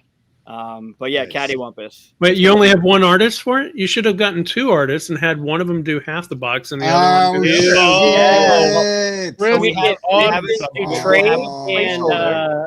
who's the other guy that did the other half of That is Yeah, but next you can't level. let each artist know what the other one is working on. Don't let them Jeez. know. We're Yeah. gonna have a placeholder for it, but my call was, why don't I get Luca to do one part and Mika to do the other part and use that as the art? Yes. There you go. But yeah, Rundown Bump. I'm a fan. I got to play test this at Yep. QSCon. Yeah, it's gonna be good. Mike played it. We played with oh god, who did we play with? Gilmore and John Dave Gordon. Marlborough. Yep. And Yeah, his when you wife. played it with Gilmore, Dave Gordon. I did not play it Christian. with them. Oh, I thought you were out in the lobby with them at that game. I was in the lobby, but those guys were not in that game. Oh, okay. But yeah, it's gonna be, and it's super. The scoring's super easy. You're gonna have a choice of nouns, and the nouns are all gonna be 2 points each, but there'll be 2 words on a card, so you get to pick which one secretly from your other drawing partner, and then the other player will have a card that has a verb or an adjective, and the adjectives are super hard. They're worth 3 points if you choose it, or the verb, which are considerably easier, are worth 1 point, and then you each select a word, and then reveal it to each other. And then the timer starts and you have 30 seconds to draw. So you're picking a word, but you don't know what your other person's picking. And then you reveal it. No one else knows the words, and you're drawing, and they're all making fun of what you're drawing. And then you put it together when you see what you guys are drawing. When you put it together, that moment is it's so great. What would actually make it the wrong half? Oops, all buttholes. Well, He's saying the right half, and he did the wrong half. Have you met Evan? it just depends on what you're into, Race. Don't shame people's kinks. Right. Oops, all buttholes, I think, is the title of Pop Sex Tape. All right. right, we skipped ahead just a What touch. did I sign up for? No. We'll come back. I'll go back up to yes. There we I go. just wanted All to point out that Tony was in the Tony was just- in the chat. Oh yeah, I'll just All show good. myself out. Yeah. great. I think I'm done. Stick Stage around, right. Tim. You're good. All right. How do we get sidetracked? Okay. Tony. So Kobold Press has got Necromancer. Okay, what kind of deck bag or pool building are we working with here? Looks like deck building. That looks like a Steve Jackson game. It does look like a I Steve thought it was Jackson going to be a game. new Munchkin. I was going to give Mike Yeah. a It looks Oh, just look like at this artist. I mean, even the logo looks like. Yeah. Nope, same not, font. not the same artist. I was curious. Interesting. Yeah. I like the idea of it. Raise an undead army. or Yeah, let's sacrifice go. minions. That's Can a a good guy choice. just raise a family? 3-player minimum. Okay. A little concerned about an hour playtime for something like this, but you know. Yeah. Well, 30 30 to 60. Relax. Mike always goes to the negative. Look at that, 60 minutes. Yeah, God but damn. games always try to be conservative so people aren't dissuaded. And if you're looking at 60 plus minutes to actually play this game, That's then what I'm saying. That's not. I'm being realistic. That's what they quoted. Okay. How about a family version of The Crew from Cosmos? They added drafting in this version. Yeah. But What's a family version? What makes it a family version versus the regular version? I don't know. Yeah. Take all the cussing out. Not Oh, yet. yeah. Not That just means I'm not sitting at the you table. only get playing? one side boob, and that's it. Yeah. Yeah. I don't get like super excited for co-ops, but I do love The Crew as a trick-taking game. So it is what it is. Yeah. It's fine. Jasmine's point's pretty good. It's fair. Yeah. I haven't played The Crew, but is it like the Hobbit one that just came out, the Lord of the Rings one? Yeah. Okay. I played Kind that. of. That Same was- thing, but with worse flavor. Yeah. Eric's nose was itching. He heard mention of Third World Studios, so he Yeah. run to the screen. Settle down, Eric. We'll get to you. Ooh, and buttholes. She's not talking about my OnlyFans. It's definitely got buttholes in it. Okay. So more like Uno butthole. All right. Playing it in Vegas soon. So, anyways, if you What keep I scrolling really down, appreciate is that I made a terrible joke. Bob doubled down, and then Mike torpedoed it with the dumbest version of the joke. I mean, that's in the eye of the beholder. my All beholder's about to burst. So let's The keep whispering eye. Let's go. The eye of the buttholder. We got a long way to go, Mike. We got a long way to go. Marvelous might be interesting. Is it just potion explosion, or is Blaming it? me for I spelling know. this That's stuff? what I thought too. I saw it and I was like, oh, look, it's Potion Explosion. And then like some exit games, which are fun. They're fine. I do like some of those exit games. They can be Okay. I like it. I've done a lot of exits. Yeah, The exits are better than the unlocks. I'll tell you that. They are. I will say. Wow. I will say this. I don't like the box cover, but I like the idea of this game. That One of Us, it's just down below the mosquito game. Yeah. Drinking. This kind of stuff where you're just kind of hanging out and BSing can be a real good time with the right table. We would never With the right table. We Yeah. played Wavelengths. Like Wavelengths can be really good with the right people, but it could also be Bad. be mean. Well, if you use somebody sitting at the table as an example of your thing, without them like we played. I don't know if Chris was there. We played with Evan from Van Ryder at the Gathering, and something came up about. I think the card was Sexy Beast or something, and we used Evan. And Evan's a good sport, so he was like all in on it.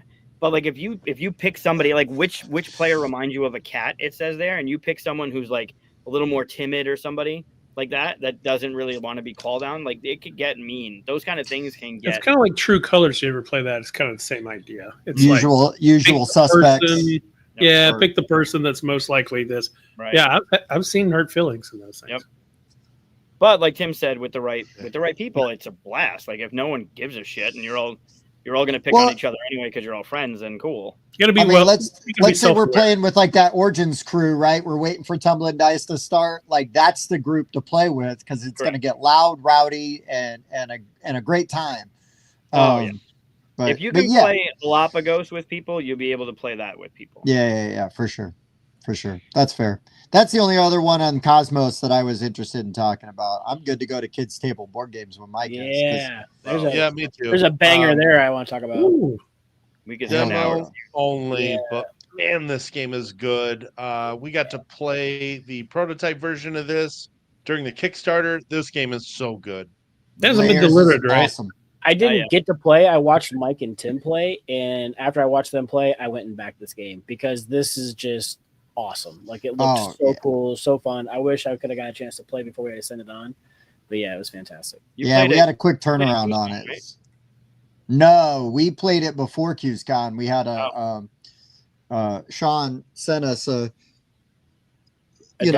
demo, like a prototype to. I mean, it was a really good one, like a pre-production copy. Yeah, it was nice. Yeah. Yeah, he was at that one at QsCon too. Yeah, we wanted to play it again, just never got an opportunity to do it. But man, that game, it's great. It is great. Mike and I were giggling the whole time we're playing, like, whoa, which way are you gonna go? Like cackling while you're setting up your dungeon. I'm like, oh, he's run through this dead end, and then he totally skips it. Yeah. Oh yeah. So it's like running a D&D campaign for real. Master. Yeah. It's so much fun.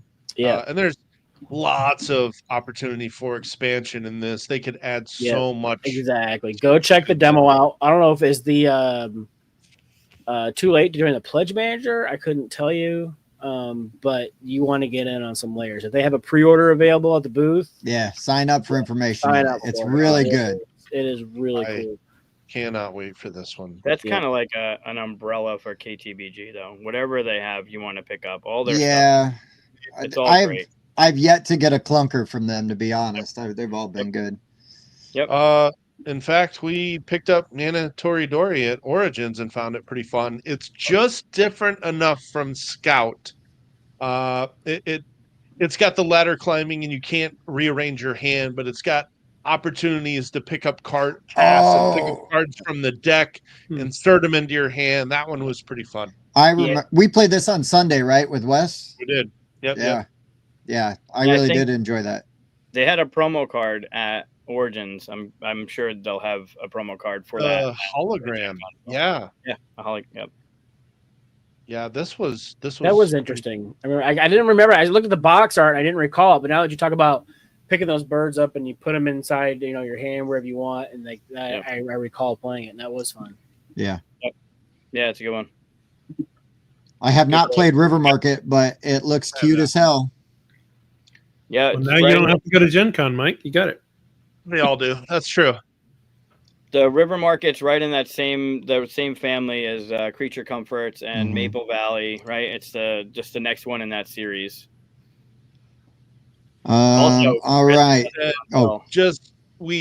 We covered it, but if you're going to the Kids Table booth, you're also at the Burnt Island Games booth. Just pick up How to Save a World because they're going to sell out every day. They did. And tell them Board Game Rundown sent you. Yes. Fantastic.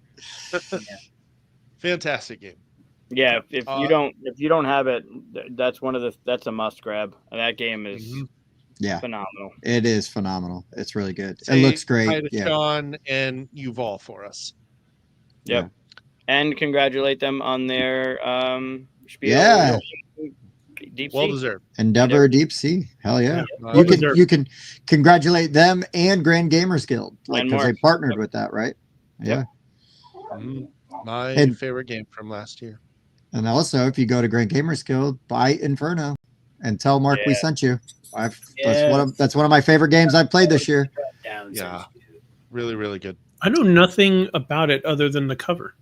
Oh, it's really it's a really interesting Euro. You're like worker placement, and then you're moving souls into hell, and then where you move that soul, like they're gonna land on a symbol, and then that symbol is represented up at the city board on the top, and that tells you what locations you have open to you to go to. So you have to move a soul.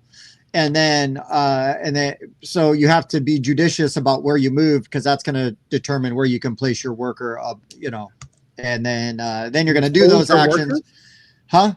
Are the souls your workers? No, the souls are the people that you accuse of the different that you sins. kill, and you have to like usher them to the right level. Yeah, hell yeah. Hell yeah. Got it. It's cool. It's really good. Super thematic. Oh, it's very thematic. It's really cool. I absolutely love it. The wood, like the laser cut, like pieces they got. The skulls in there. The souls, the big amazing like, candles, and then whatever their sin is like laser cut in the middle of it, like which is really cool. And then they've got some. Guess I need to try it. Yeah, Tony, you're gonna when we do our top 50s, Inferno is one that is running right up in there, and and it's crazy because it's a game. It can be a longer game. I played it in an hour and a half with Teach with like 2 people, maybe even faster than that when I played it at Origins, but it can go longer. But that game is so interesting, and the choices are really important, and it keeps you engaged because the board state's changing, between turns. So I really like it. And it got our board game cover of the year. Yeah. Yeah, it did. And our Nominated it without even playing it. Dogs with Jobs prototype. Yeah, because Dogs with Jobs is next. I I know love nothing it. about this. I mean, what? I like Dogs hand management. Maybe 7+. Family game. It'll be a family game, I'm sure. Yeah. I mean that's worth me walking by and looking at it. It's available for purchase, I guess. Where? Yeah. Okay, they've got a booth. All right.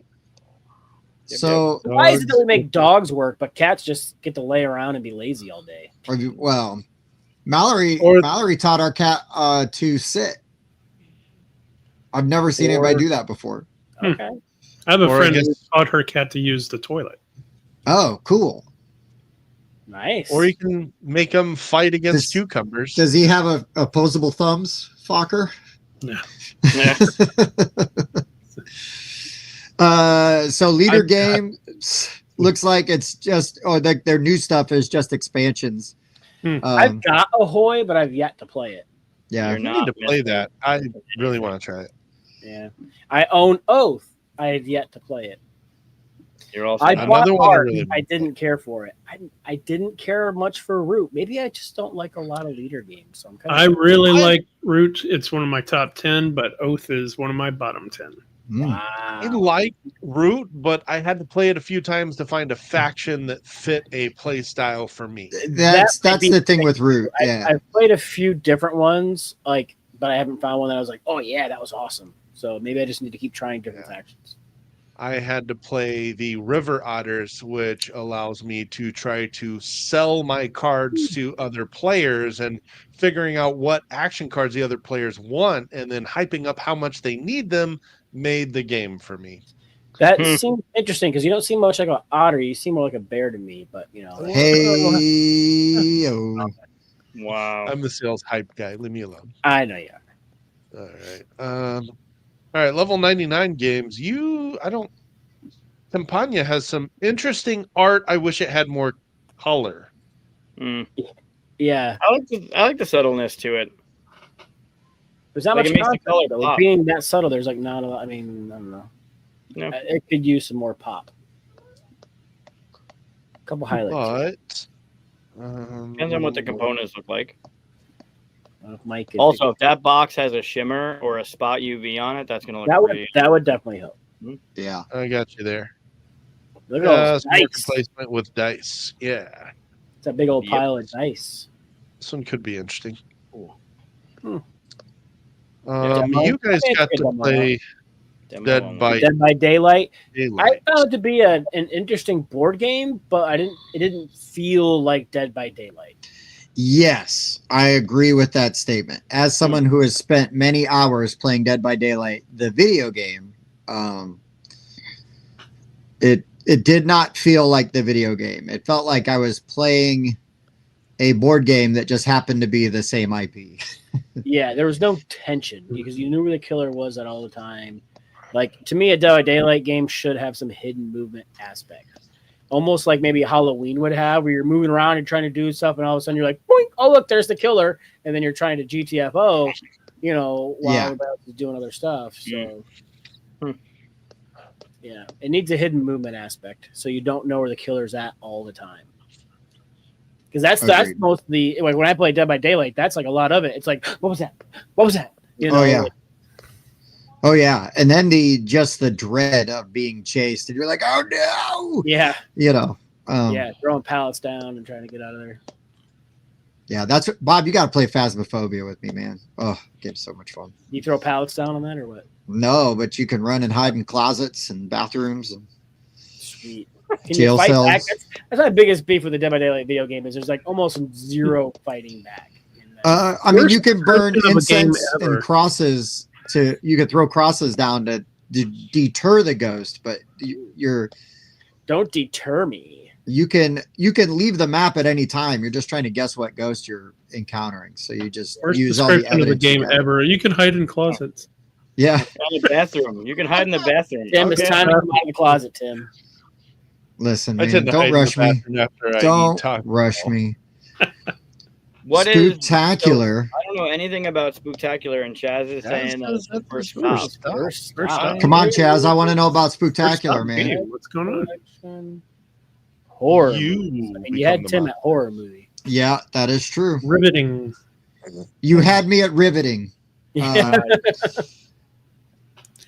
You lost Bring me the in bold riveting. player powers. Play as a movie monster. Trying to. Movie monster, yeah. It's fun. Devour unsuspecting movie. You had Tim at cannibalism. Well, back in. Back in. But so wait, Ooh. Chaz, you don't unless they're giving away something at the booth, you technically don't need to because it looks like it's available on Amazon now. So it wouldn't even like you Oh, wouldn't go have to the purchase booth. Come on, go to the booth. So Support maybe he them. just wants to check you it out to can't see. say, if oh, he buy can- it from Amazon. No, Same you want to price. buy it from the booth. You want to I support baited the you. show. I baited you guys. Wow. Same Everybody price. go to Third World Studios and then stand there in front of Googs Say, and look, price it I'm on gonna buy this Amazon. on Amazon. Go buy it on Bye.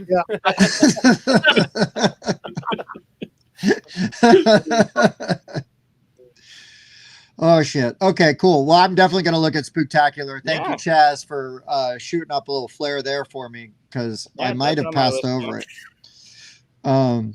Also looks like 45 minutes, one to five players. I mean, that's fast. Yeah. That's breezy. Did say it was very approachable and it looks fairly light. And it's out. I mean, it says it's July, so that rating at 7.9 is holding with people having it and playing it, so that's good. I mean, it's got 90 thumbs, right? So it's not like 100 nobody's heard of it. 134 ratings, even. Yeah, That's good, and it's holding at a 7.9. That's good. That is good. absolutely. Very cool. Solid. Nice. Yeah, that's on my. Eric. Aaron's first stop is Amazon. Yeah. Wow. I can't wait to buy Relative Space on Amazon. Yeah. It says it's on a lot of YouTuber lists. Okay. Okay. That's cool. Yeah, it's on mine now. Yeah. Now it's on this YouTuber's list. Yeah. Hey, because of you. Oh. Heyo. So did you get Don Quixote at That was very Origins? disappointing. Yeah, Yeah. and didn't like it Yeah, the art was really cool, but to the Well, that's point not of good even. because I bought it because Rice was like, "You need to go get this game." Like, oh, okay. dude, I don't read listen to Rice the before the show. You gotta listen to Rice after the show because he Yeah. also hyped up Sounded the cool. gang, and look how that turned out. he waited in line 3 days to get the game. Well, a bunch of people like that. I'm not one of them. This one I thought sounded cool, and then I played it, and it's not executed very well. Yeah, the gameplay's not great. Like Hmm. I think there could be a good game in there, but it's not balanced very well. It doesn't seem like it needs some help. But the art is really cool. The theme is like fun. I love Don Quixote, Yeah, same. but The it presentation really is felt great, too. lacking. The presentation with the box, the components, it all put together real well. Looks Yeah. good. It is Which very. led to a purchase from Mr. Mike Rice. Yeah. But we Which sat led to down a and played it a purchase. few times, and we're just kind of like, Interesting. yeah. It was pretty lacking, unfortunately. That's unfortunate. Title of Mike's sex tape. Pretty lacking, unfortunately. Okay, let's go to Lookout Games. Yeah, What? let's So keep much rolling that here. I gave it a review, so you can. There you go. Another Forest Shuffle expansion. I wonder if this one can be included with the other ones, or do you have to have a separate Forest Shuffle for this expansion too? I don't know, but I did enjoy Forest Shuffle. I think I Yeah, played I Forest actually went and Shuffle. bought a copy, and I bought the expansions. And then I was told by your sister, "Oh, by the way, be warned: don't mix the expansions together. You can only play the base game with one or two of the expansion. Like, you don't want to play both expansions." at the Oh, I same see. time. I see. Mm. Sure. Oh. So they ended up buying a separate copy of Forest Shuffle, so they have like one with one expansion and one with the Oh. other expansion. Standalone. Bougie. Oh, Tim loves standalone expansions. Listen, is it really an expansion if it's a standalone expansion? Doesn't that just make it a sequel? That No. yeah, but sequels don't sell. Okay. Great Western Trail, El Paso. So a duck bag and pool building hand management game set in the Great Western Trail universe, I guess. That's Yeah, such that thing needs to be separated. The deck and bag and pool building needs to be separate things. Yeah. It really does. Yeah. Bag It building really and does. deck building are not the same, and they're included in the same thing, and it's deceiving. It is. I agree. Let's start a petition. We'll talk to Aldi next time he's on the show. Like, listen, Aldi. There you Because go. he loves it when we ask him to change stuff. on Yeah, the change side. something about your thing. Yeah. Kevin will El Paso on El All right. Paso. I was going to passo on it based Damn on it, Dave. what I you was said, but building up to that. Hey, Dave is on fire. Get that man some more whiskey. Literally He's been building up drinking. to that. love it. What did he say he was drinking? Shit. Whiskey. No. He's drinking. He sent me a picture. Malort. I No. had to switch. That's Benchmark's whiskey. not very good. It's bottom shelf. I switched to Michter's Rye. All right. I don't know why, but now this game is not getting great reviews, and I don't know anything about it. But Ocelot's Cave, I don't think I like that box art. Like something about it, I just don't like. It reminds me of Zouflatus. I didn't care for that. I normally kind of like goofy animals dressed up, Right. but like this one If looks it's not weird to an me. if it's not an Archer reference, then what's the point? Bring It up. doesn't look like characters. It looks like he chopped off the head of a cheetah and put it on a man. Yeah, it looks like a shitty taxidermy, right? Yeah. You are not wrong. They And look dead. I'm curious with 113 ratings adding up to a 5.4. So this is secretly Chris Strain's game. He did all the art for this. Oof. That's how he knew they made it. Like, well, I just chopped off the heads off of these. You make any game that way. So Yeah.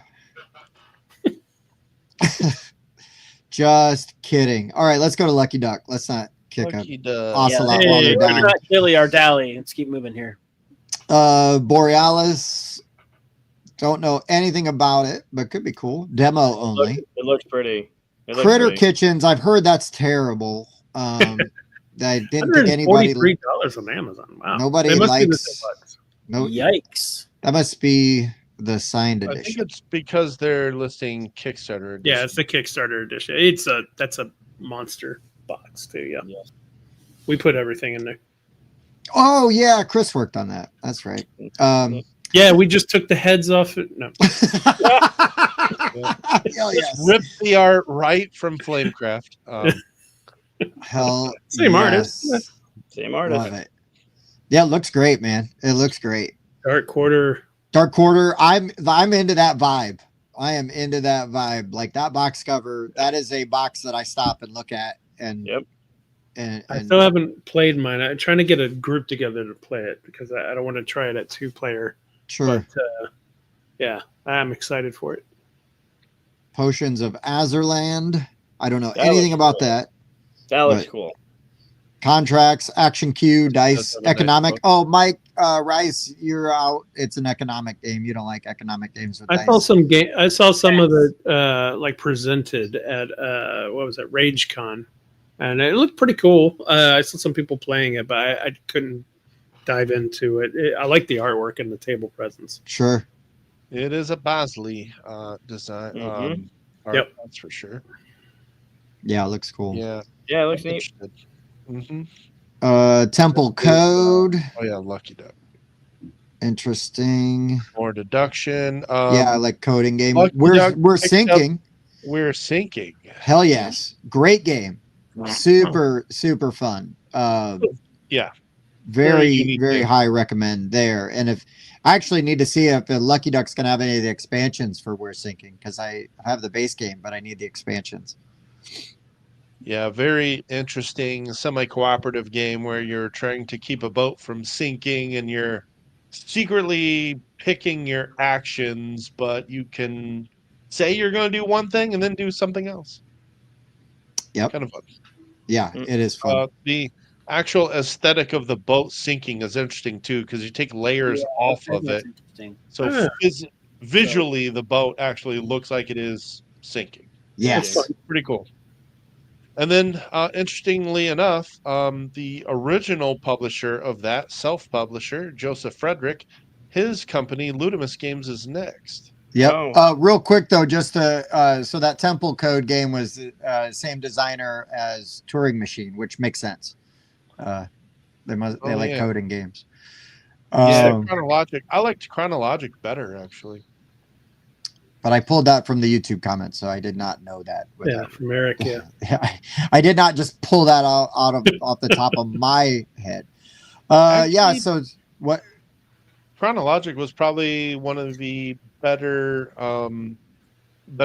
deduction games I've played in a while. Oh, I know. Yes, there we very. go. Gotcha. There we Hello, go. Mr. Obvious, long-time listener, first-time caller. Shut down the rundown. Shut it down. Shut it down. Shut it all down. Okay, so Ludimus toppings. So it Yes. looks like Googs has a lawsuit on his hands. This looks like charcuterie. No, I'm just kidding. No, I'm Not just at all. messing. No one Joseph's a really, really, Totally really different. cool dude. I like him a lot. I just wanted to mess around. I saw this game in what was it, Gen Con or Origin or something like that, like a year or two, like last year, I think I saw them. Toppings? Yeah, I Yeah. saw them demoing it. Yeah. Yeah. Yeah, it's interesting. I mean, they have hidden movement listed as that thing. That's I don't know. weird. Yes. Are Well- they stealing bits off from your topping? Bob has been known to sneak a pepperoni in every now and then. All right. Lumberjacks This is Studio. that game's about pizza. Hello, Mr. Obvious, long-time listener, first-time caller. Okay. Okay. We've already done the Mr. Obvious joke. All right. Keep this moving. Solstice. I haven't played Solstice. Have you guys played it? Nope. Okay. It's so here's good. an This is an expansion for it. yes. Looking for fireflies. It's a good one. It's cute. 2-player. And then go So for Bob. it's Trailblazer, the Arizona Trail. I have one of the Trailblazer games. I'm not sure which one it is, but it's still in the shrink. I haven't had a chance to play it yet.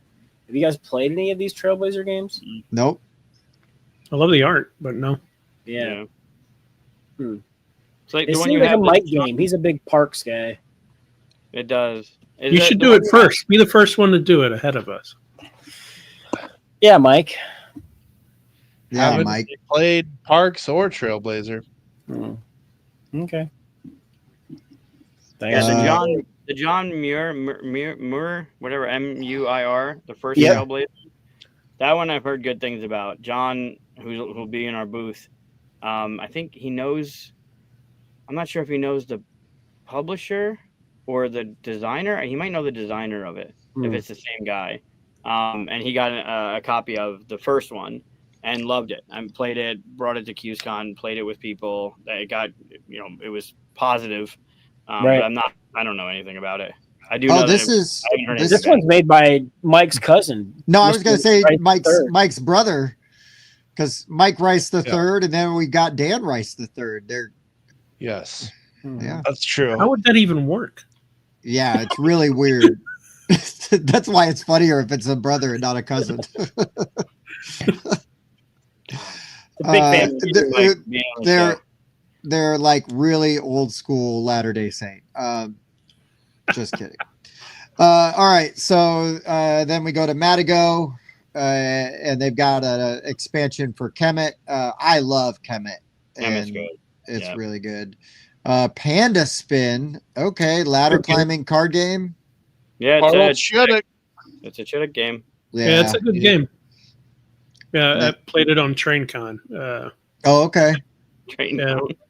Yeah, we were on a train for 6 hours, so we played a bunch of games. Hell yeah. Although it doesn't come with that board. That board's That's the deluxe What? edition, I think, yeah, that's deluxe edition, I guess. Yeah, Okay.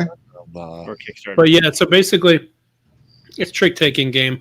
But whoever wins gets to get rid of their cards. You're trying to get rid of your cards. But if whoever wins each round, but if you don't get rid of your cards, you get to evolve them. You get to flip them to the better end, so that 3 becomes the blue 888, and that's obviously a lot better. That's pretty interesting.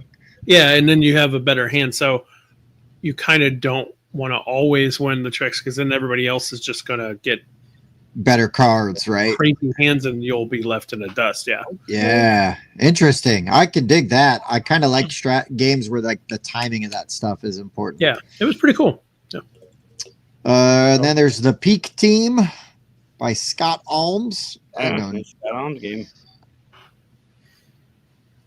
Cooperative and management. Interesting. And then we go down to Mighty Boards, and it's an expansion for Fate Forge, which I have never played. I'm sure it's fine. Either. Mighty Boards is one of the companies that we've talked about on the show. It's one of the companies lately that whatever they're putting out, I'm getting. Okay. They put out so many good things, and they basically do one a year. Okay. But they focus on that. Like if you haven't played Art Society is so good. Isn't that a re-implementation of a different game, or am I thinking of something else? No. Okay. No, I don't think so. That's one I picked up at Indie Spiel, actually, and I bought Rebirth from Mighty Boards, which is a very good tiling game from Reiner Knizia. I bought Rebirth and haven't played it yet because these guys talked about how good it was. Play it. Peak Team is a reverse drafting game. We bought it. It's so good. Oh, I was thinking of, wasn't it like the Arceus Society? Isn't that the reprint or a re-implementation of? Okay. That's a remake of Ethnos.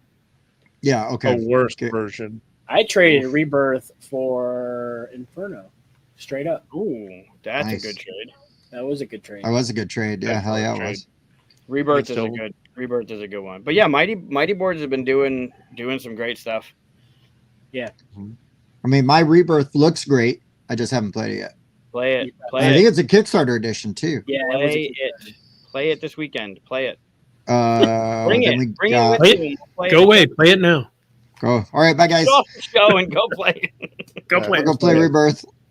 And to the board game rundown. So that next one, Revenant, I actually backed that on Kickstarter. So people who watch the show a lot, maybe you know, but I changed jobs, which came with a big change of income, not in my favor. But I did get a lot more free time. And with my limited fundage, I actually chose to back this game. I really like a lot of Mind Clash games. Same. And so I am going to try to make an effort to get there and play this demo. And that way I've got a slight teach and I know what's going on. So when my copy comes, it can actually hit the table. Because right now my Voidfall is just sitting on a shelf collecting dust and it makes me sad. There was like 7 games of Voidfall going on all at once, like at IndieCon, right? If it wasn't Galactic Cruise, it was like, Voidfall. Wow, we're already full. And I was like, cool, thanks. Yeah, and then then they put out a players wanted sign after you walked away. Well, they had one game that only had 3 people, but the guy was on a time restraint. And so people who knew how to play, so it would play quicker. Oh, that's cool. I think that you should respect that. And unlike SETI, no, I'm just kidding. The gentleman teaching I would SETI make was super fast nice. and sloppy decisions just to learn how to play. You would have, yes, but they don't know you. That's true. That's cool. But yeah, that's a great box cover too. That covers. That's the first time I've seen that. That's a really good cover. Eric also made a good point. They just announced that they're doing a game called Pinched. Pinched is by David Gordon, who did Monkey Palace and Finspan co-design with a couple other people. But it's also David Gordon and John Gilmore Long too is doing the that also has a cool cover. Yeah, I like that. Very cool cover. Right on. Yep. All right, Mindware looks like family games. Ooh, Meowdy partner. I like the title. Quirkle. Read it up. I'm gonna pass for me probably. Just saying. All right, then we go down to Quirkle. Ooh, no Image Avable. And it's already on Amazon. How do you have it on Amazon with no Image Avable? Oh, well, if you click it, I'm sure it's got an image. Oh, no, it doesn't. It does not. Wow. 0 ratings. You can get it on Amazon. But buy your copy now. But your Amazon has an image. Beware of backstabbing bunnies. Okay. I like it. I like it. I'll be careful. Amazon does have an image. Nice. It looks like cool components. It's what you get with your billions. It's got 4 bunnies. They're on a raised cardboard pedestal, and then there's a board around it. I don't know. It definitely looks young, but it looks Art is always better when you just describe it. Yeah, Yeah. you want me to describe it? One's a yellow bunny, one's a blue bunny, one's a green bunny, and one's a slightly purple bunny. If you say so. Yeah, right, Bob. So then Monster Fight Club, they've got 2 games. This looks like tactical tabletop. Dice rolling. Cyberpunk tactical Yeah. tabletop. I'm interested. I mean, $100 is kind of pricey for me right now, but I mean, I do like me some Cyberpunk, and I do like me some, minis fighting each other. So we'll see. Yeah. And then there's a Witcher game, action points, campaign, battle, card driven. Sure. Then Moose Games. Here we go. Here's the one that Mike Rice is waiting in line for. That's right. He Jay- hates lines, but he'll do what he can for this one. For Hello Kitty, reach for the star. stars. Come on. It sounds like Mike's you're got trying to Are you rob robbing banks? stars, mister. Mike's got a Hello Kitty tramp stamp. Looks just like that. That's right. Mhm. I seen it. It's right below his Jar Jar Binks full back tattoo. Oh God, Mike, why? Why, Mike? The character's gonna be awesome. Jar Jar Binks is the bomb. Yeah, it's never. You have bad friends. Anyways. You have that. You have I, bad. If none I of had that a is true, I'm joke. I'm not disappointed, gonna- and I have a tattoo gun. I can fix it for you. Yeah, let's go. There you Nice. go. Let's He's an go. artist. You know what's up. Mike's getting tatted in between demos. Jasmine brings up a good point there, Tim. What? Oh, how do I know about the tramp stamp? Mm-hmm. Listen, man, there's some questions you just don't want answered. Are you not on the Patreon? Yeah, yeah, The fans only? The Mike's fans only? yeah. Mike fans. Mike's is singular though. It's just Mike fan. There's just Mike one. fan, just the one. All you need is one. And that's One because his really parents quick one. his parents One really share an wealthy account. one. Okay. Anyways, Menagerie unlocked the wonders of a miniature world. Okay. Prospero Hall, Moose Games. What? Prospero Hall is basically what Funko Games was. Yeah. But I mean, like, so is that the same design? Like, is that the No, Prospero design team guys or? I think a lot of the team from I don't think it's the same team that was Okay. Funko Games before. Got it. My kids will want Poppy Playtime because they watch people play that on YouTube all the time. But I'm sure What? it is whatever. Mosaic Games, uninvited guests at a wedding. That's a long. That's a long title. So I'm Wedding Crashers wondering. was taken. So Well, unless they have like a whole uninvited guests at Yeah. a series, sure. right? At a Like funeral. at At a a yeah. a brisk, concert? brisk at At a I never miss a bris. yeah, at a quinceañera, like Yeah. all the good ones. They do not have an uninvited guest series of games. That is the only one. That makes it weird. It's the It's got title's to be a, great though. It's a 10. It's got a rating of a 10. Oh, Oh. that sounds legit, right, Mike? Oh yeah, totally legit. One rating, it's a 10. It's got to be good. Oh, gotta be it's good. the designer. Is it really? It is. Yeah. I've done that though. The stuff Hey. I've worked on, I'll give it a 10 because you think it's great. Of course, it's great. Everyone. Hey. can play Hey, I wouldn't make it if I didn't think it was in the Kind of 10. sucks, but That's you right. should buy it anyway. you know what? God love them, man. I'll go over there and check that out. I don't care. You know what? I'm a fan now. Let's go do it. You should rate it a 10 without playing it, Mike. No, that's a great idea. You should know, rate you it. rated a 1 to offset the No, 10. what No, you give do, it a Mike, is you rate it a 1, but then you put "I love the game, but I hate the title." 1, because that's a fair way. To Yep, that's the way to do it. yeah. Do that. No, so true. All right, let's go down to no loading games. Gwent. I have played the app version of Gwent, and I think I actually have even played a physical card version of Gwent with a dude who I don't see very often anymore, but nice guy. I don't know how it will compare to the app version, but it's kind of interesting because you had these you have like these rows of where your cards are, and they can attack. So generally, the front lines attack each other, but then you have like you can have range characters in the back, that can fire over. But I don't know. Maybe it's good. Yeah, they're definitely hyping this one up for sure. I mean, you've got the Witcher IP, so why not? Yeah. But it's not actually the Gwent game. It's a CCG of okay, the Gwent game. okay.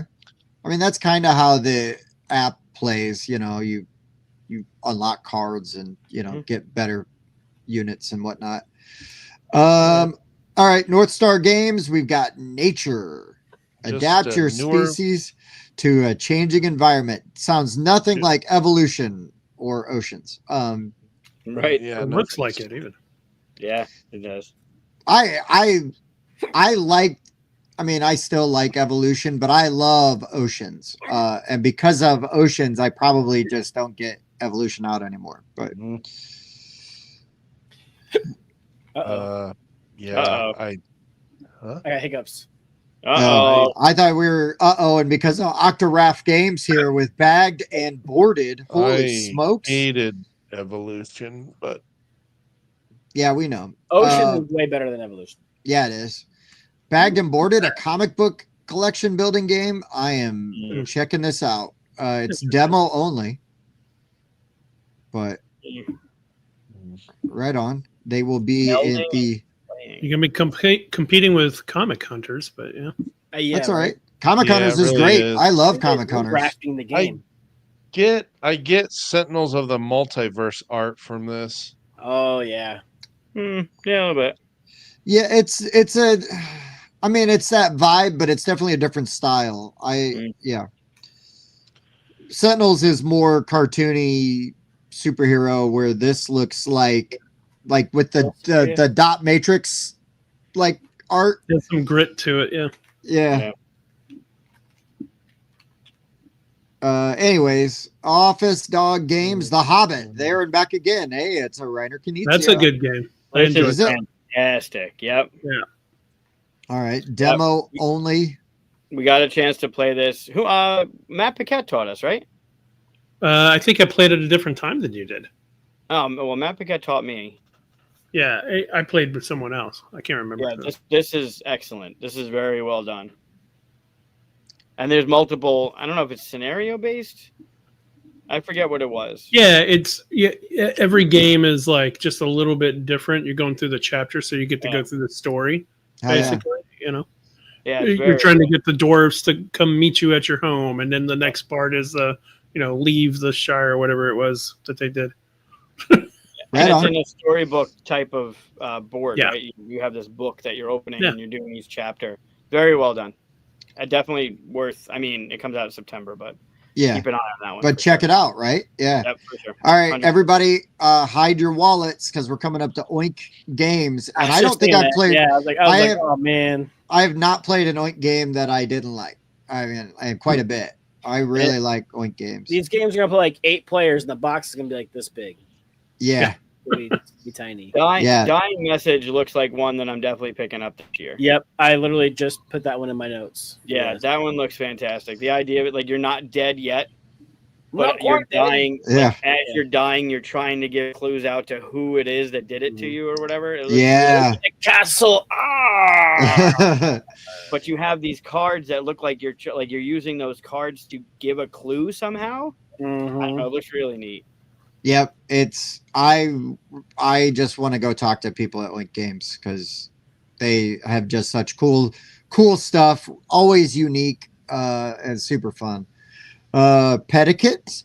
When I first saw this title, I thought it said Paquette, and I was like, hey, yeah, I can see that. The only thing with Dying Message though is Japanese second edition, and I'm sure the game. I mean, you got to have the English rules, but as long as the game is language independent, you should be fine. So be careful, just in case. Well, I mean, if it's just like, depending on how the clues are, if there's simple words and phrases, you're all right. But right. And maybe there's a, English translation on BGG that you can get and download or whatever. But out of the box, there might not be like you might have to do something extra to get that one. Well, it says that Japanese second edition is 2023, so maybe they just have the updated English version now. Yeah, maybe. Play the card that you feel continues the sequence of dapper animals. Okay, God, pattern recognition. This would be one I'd play with my kids, probably. Like, as you play the cards and you're telling like stories. Yeah. Is it who eats who? Cat eats duck? No. I mean, I'm gonna look at it. Then there's trend, set collection card game. Pattern recognition. We got Wriggle Roulette, Bruno Feduti. Reach into mud to pull out eels while avoiding snakes. Push your luck. Hell yes. That does not sound like a good job. No, sounds like a terrible job. Oh. All right, now we're going to go to a booth that I know I already like a lot, and that's the Op. That's pretty good. So they're not going to have a booth there, though. Oh no! It just says see game listing. How are they not having a booth? I'm coming out of the booth. Yeah. This Okay. mountain looks really great. Yeah. The table presence on this. Yeah, we saw an early copy of that in April. It looks really good. T-Witches looks pretty neat. I think that could be all right. And then how many what? I have a review copy here. I haven't played it yet, but it looks fun. Shocked that the Op does not have a booth this year. Yeah, it was a tariffs issue. Oh, sure. It won't be a PAX U either right here. Damn. All right, now I'm going to go down to Open Sesame Games. They got Cyclades at Hachette. Oh, my God. I like Have you guys played that Cyclades at all? I was a little interested in it, but it's kind of hefty. I haven't played the new one. I mean, I haven't played the new one. I got the old one. Yeah, the old one's awesome. The old one's great. Old one is great. It's one of my top 10, actually. Oh, wow. Osprey Games. All right, we've got General Orders, and I'm not going to butcher that name. Line of Fire, Burnt Moon, Robots Battle for Control of the Volcanic Moon, Io. Hell yeah. Yeah. I mean, just on the theme, if you told me that theme, I'm like, I'm in. I don't know what Ofrenda is. Build an altar to celebrate your loved ones for the Mexican Day of the Dead. Right on. Interesting theme. Outset Media, they are going to be in Hall B in the event hall. There's Guildlands and an expansion. Looks like Jeddah. Looks like from Star Wars. It looks like Jeddah. It's just not up on a mountain. Oh yeah, kind of, yeah. Then Pandasaurus, 365 Adventures, Cthulhu, 1926. I think this is the one that Rice is most aggravated by because every now and then I'd get a message from them. It was like Pandasaurus added more. Pandasaurus added more. Oh, sure. Well, yeah, they put up like 10 in one morning. I think there's a bunch under them. Oh yeah, these 365 Adventures, right? Clearly like a thing. Just gonna leave that up till he sees it. Yeah, well, to be honest, Dave, too. I mean, like, there's a million games out there. Well, I'm hitting on the list because I know that people want to go to bed. We don't want to have to do a part 3. He needs Yeah, to use no the doubt. body. He needs to use the body, and he forgot to put his diaper on for the show, so he's got to. Man, bathroom. Yeah, the 365s. I mean, I'm interested because I want to know more about them. I mean, it's got dice rolling. Is it like one of those calendars? Like you Solo get, I think, a solitaire year? adventure. I mean, I would try out the Cthulhu one just because that's my jam. But Yeah, those look interesting. Beast looks really good too. yeah, Beast again. I like that box. Yeah, Like, and Clarence is a great designer.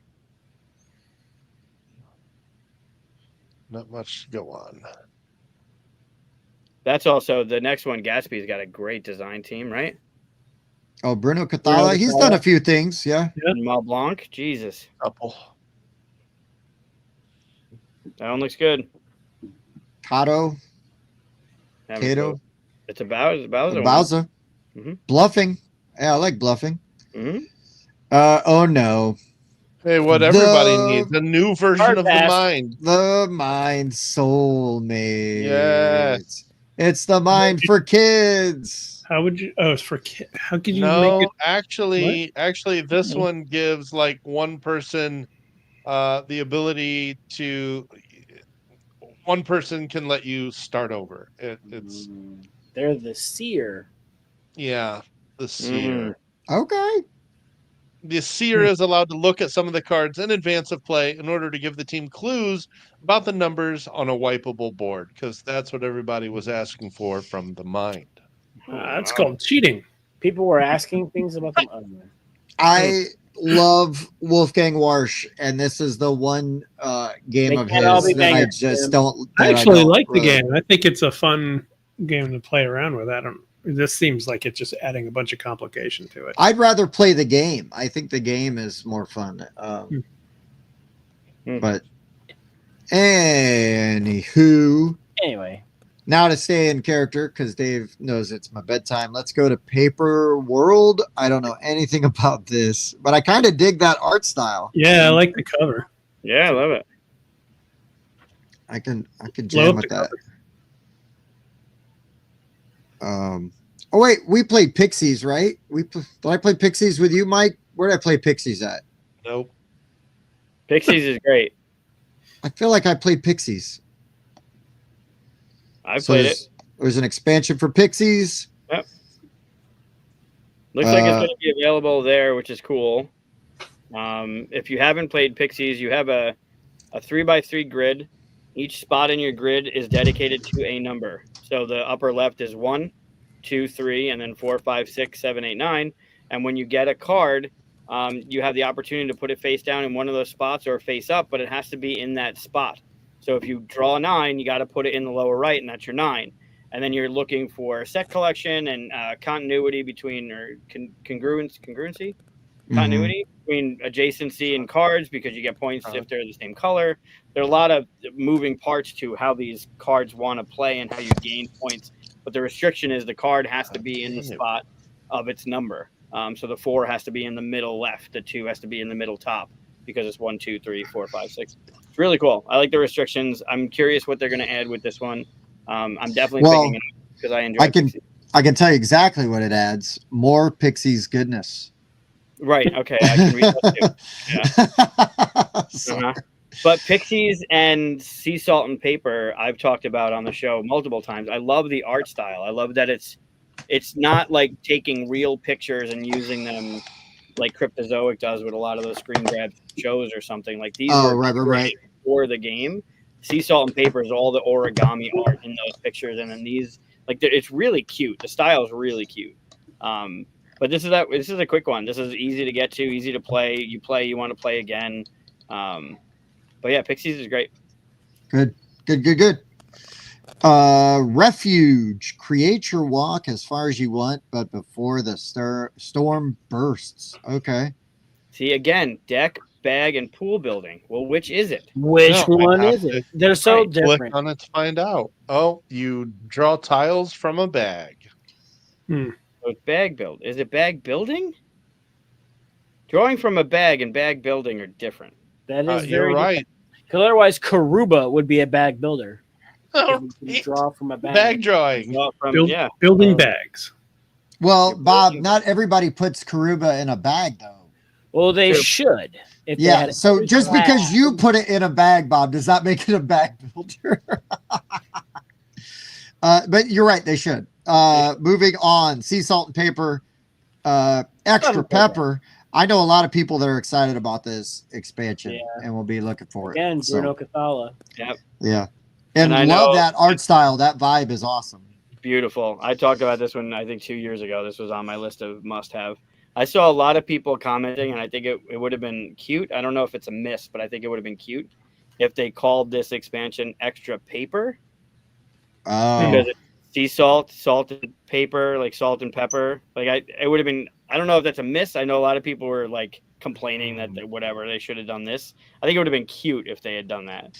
I mean, look, if that's your biggest complaint about the game, right? Like just pump the brakes and like calm down. Yeah. Yeah, But well, I mean, hear you, whatever. but I'm also going to be upset if they don't call Spaceballs 2 the search for more money. Yeah. I saw the movie, loved it. It's a 1. It's a 1 because they messed the name. They biffed the title. I've heard really good things about Shackleton Base, but I have not played it. So that is one I would definitely check out. And I'm really intrigued. I'm not trying to rush. I'm just really excited about this next one because I want to know how it works. You're excited about Tricky Kids? Yeah, you make up your own card values. Like this sounds like QE. Like I wanna mess with this game, and it's Danielle Reynolds. Like she's cool. Yep. Agreed. So I am excited about that. Time Lancers. I saw this game being played at Gen Con. Was that last year or 2 years ago? Familiar. Didn't we do something for that? No, we talked about it. I've got. They sent me a review copy I just got recently. So we need to get that played. But we talked to these guys. They were in. God, it was we were like up in the exposure, whatever, double exposure room or something. These guys were up there. They were cool. Loading. Class of Paverson Games. They got a hit on their hands. Class of 89. A yearbook spread. Okay. Ladder climbing matching. So how's that 90 minutes? That seems like a long way to go for a ladder climbing matching game. 200. It takes longer than that to make a whole yearbook. It takes a year. It takes a year. Takes a year. A distilled cocktails. Yep. So we got an expansion for demo. Still never played that. Distilled's pretty good. Pretty good. I've heard it's good. Don't choose the super hard ones to play your first game with, though. No. No, don't. You will not have fun. Luthier looks awesome. Yeah, so I was super excited about it. I want to check it out. Quick little side note. There's a book series that I'm like obsessed with called Name of the Wind. And it, and in it, he's searching for like a good luthier to repair his lute because it's very precious to him, and he wants a skilled person to work on it. And I know that the author has worked with other game publishers to put some of his like IP into their game, and I thought it'd been really cool for them to do like a promo card or at least maybe touch on some of that because the main character, his name, they call him Kvoth the sixth string because one of his strings had broke on his lute. And he was still able to play all these like crazy songs, and Okay, so we'll rate it a 1. He doesn't get to make anything until I get that third book. Yes, no there you go. There you go. It's been way too long. Spoken like a real fan. All right, Pegasus Spiel. The Spiel. We lost we can't see the. Yeah, I was taking that opportunity to close the 77 tabs I had open. I don't know how many it was, but it was a lot. So wait, while we broke for a second, why don't you go back to the tab of the follow page for Whisperwood and see how many people have. It's past 100. Oh. Did it go past 100? Yep. Refresh.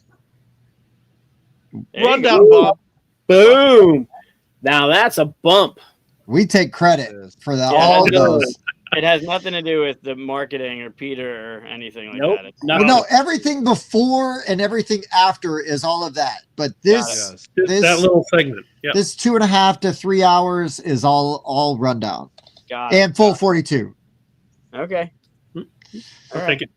I think when we were talking about Canvas Critters on your show, we got 3 people to follow the page. So I guess you just like Chris better. Is that the thing? Well, we were going to bring it up. Ask our viewers. Okay. Yeah, not us. Okay. Yeah, Okay. it's not us. We definitely don't like Chris better. Okay. Right. Chris doesn't even like Chris better than All right. All right. Oh shit. Uh, Oh man. Okay. Pegasus Field. So hidden games, crime scene, green poison. All right. Hey, Nix. Hey, what up, Nix? Good to see you, man. Living Forest. So winter and summer compete to assert their influence that did over it the two forest. players. Well, man, that's the thing to do. Two players. Players. Rival cities, 2 players, roaring 20s. I kind of like that roaring 20s art. Lure a cool group of dinosaurs to your table with drinks love and it. lava cakes. All right, I'm in. That's Yeah, I can dig that. We lost the phenomenal dinosaur art for Surfasaurus Max when that switched over to Combo, which is also a good game by Happy Camper. But Combo is Surfasaurus Max. But there was something about those dinosaurs on surfboards that was hysterical. I really enjoy Surfasaurus Max, and I'm really glad I got a copy of that version. So now we get the Roaring 20s with dinosaurs dressed up in the 20s. In flappers dresses? Yeah, that's hilarious. That's hilarious. All right, phase shift games. Really good. Yeah, Rival Cities looks good. 2 players. Oh, yeah. Yeah. Mm-hmm. Rondell. Sudden death ending. I do like rondels. I've never seen sudden death ending as a game mechanic. I wonder if they have that listed for that Pina Colada ice we talked about earlier, because that's an automatic ending. If you get to 4 in a row, that's also a dead end. Who was Pina Colada? That was at shit. That's yellow. Yellow. Isn't that yellow? Now the song's back in my head. Elio. Oh God, stop it. Yellow, for God's sake. Yeah, I know, Eric. Where's Well, yellow? it's kind of difficult when someone else has the wheel, but I'm like the one controlling. I don't know. It's tricky. Yeah, no, they don't have sudden death ending for Pina Colada ice, although it does have it. Huh, interesting. Does the Roaring 20s have like that gold foil on the? It looks like it. There? Looks like it. Kind of, yeah, it looks like it. I hope it does. Like the stuff that Matt has for the 12 Hercules and the 12 Labors. Mm-hmm. Yeah. Like Gentees and stuff like that. Yep. And yellow is at the Hachette booth. Thank you, Eric. On it. Yep. All right. Phase shift games. Aether Spire. Aether Spire. Yeah. Aether. 3D spires to defend the elemental realm. I mean, I don't know what the table presence looks like, but. So phase shift is dungeon drop and drop dive, where you drop the stuff on the board and then you use the triangulate. Oh, did they do drop ship or drop drive? Yeah, is that phase shift? Yep. Okay, I like drop drive. Yeah, that's fun. I like dungeon drop. They got the gelatinous cube thing, and that one's a good one. That one of them dexterity games?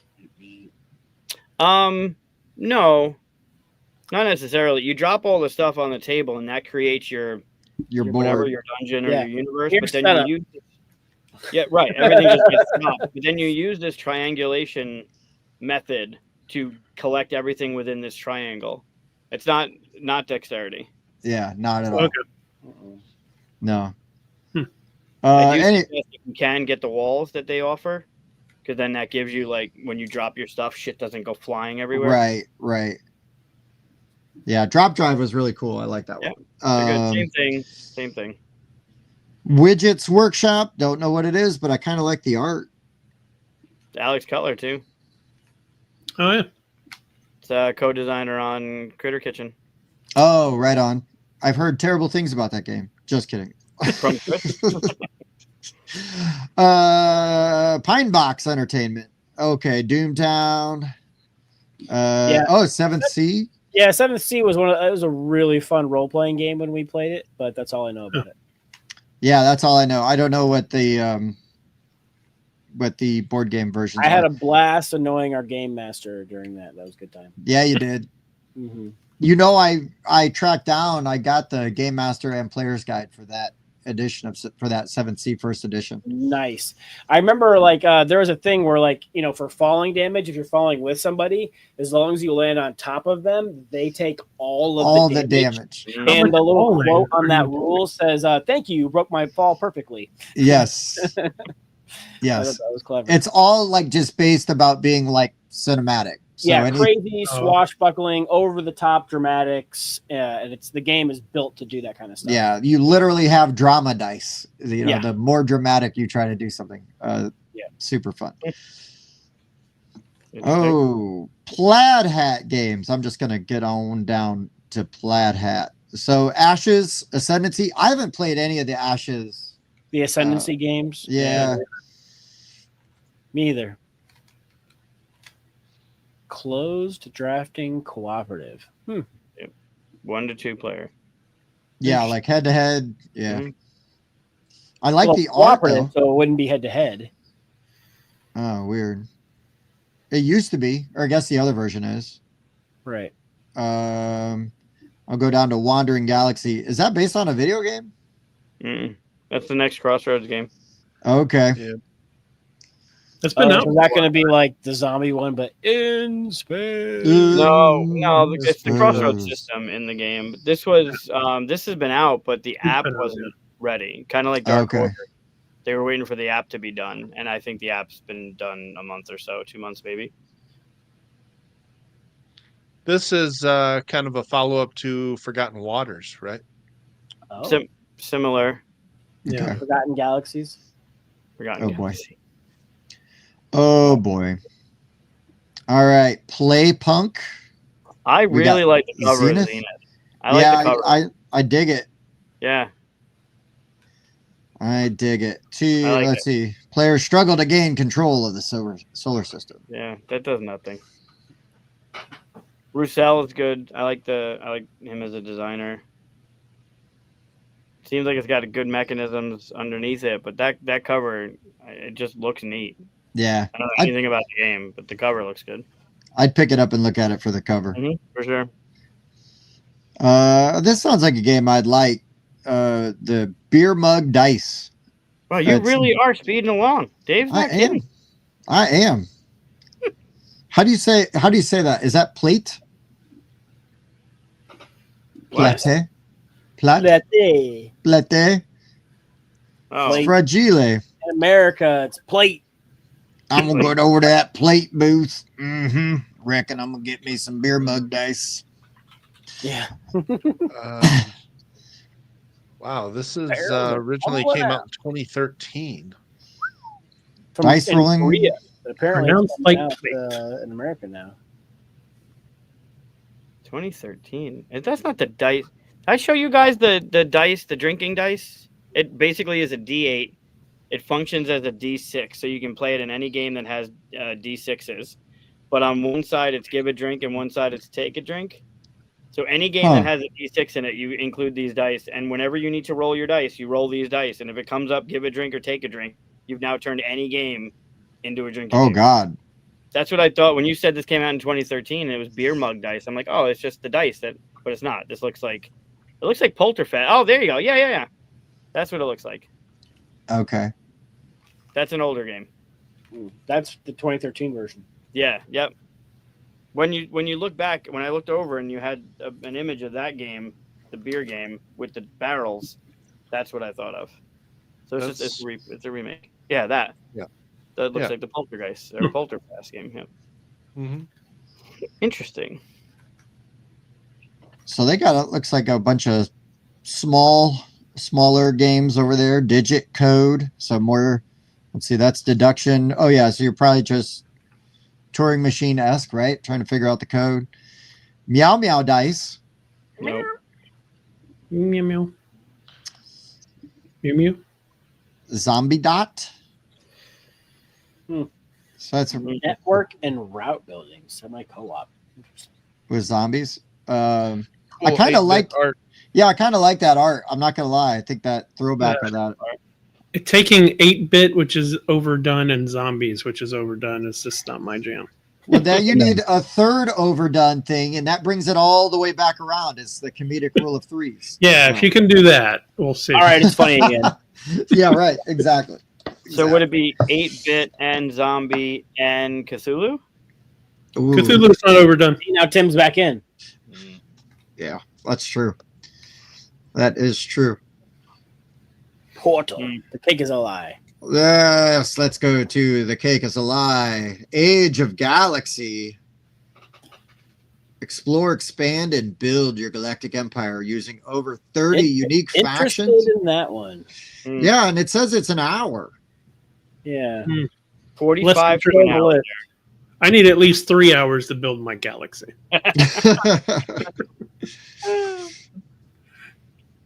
And then there's is that an Portal's expansion? No, or just another Hiroshima Hex? Enhanced solo mode. It's a battle. It's a 2-player.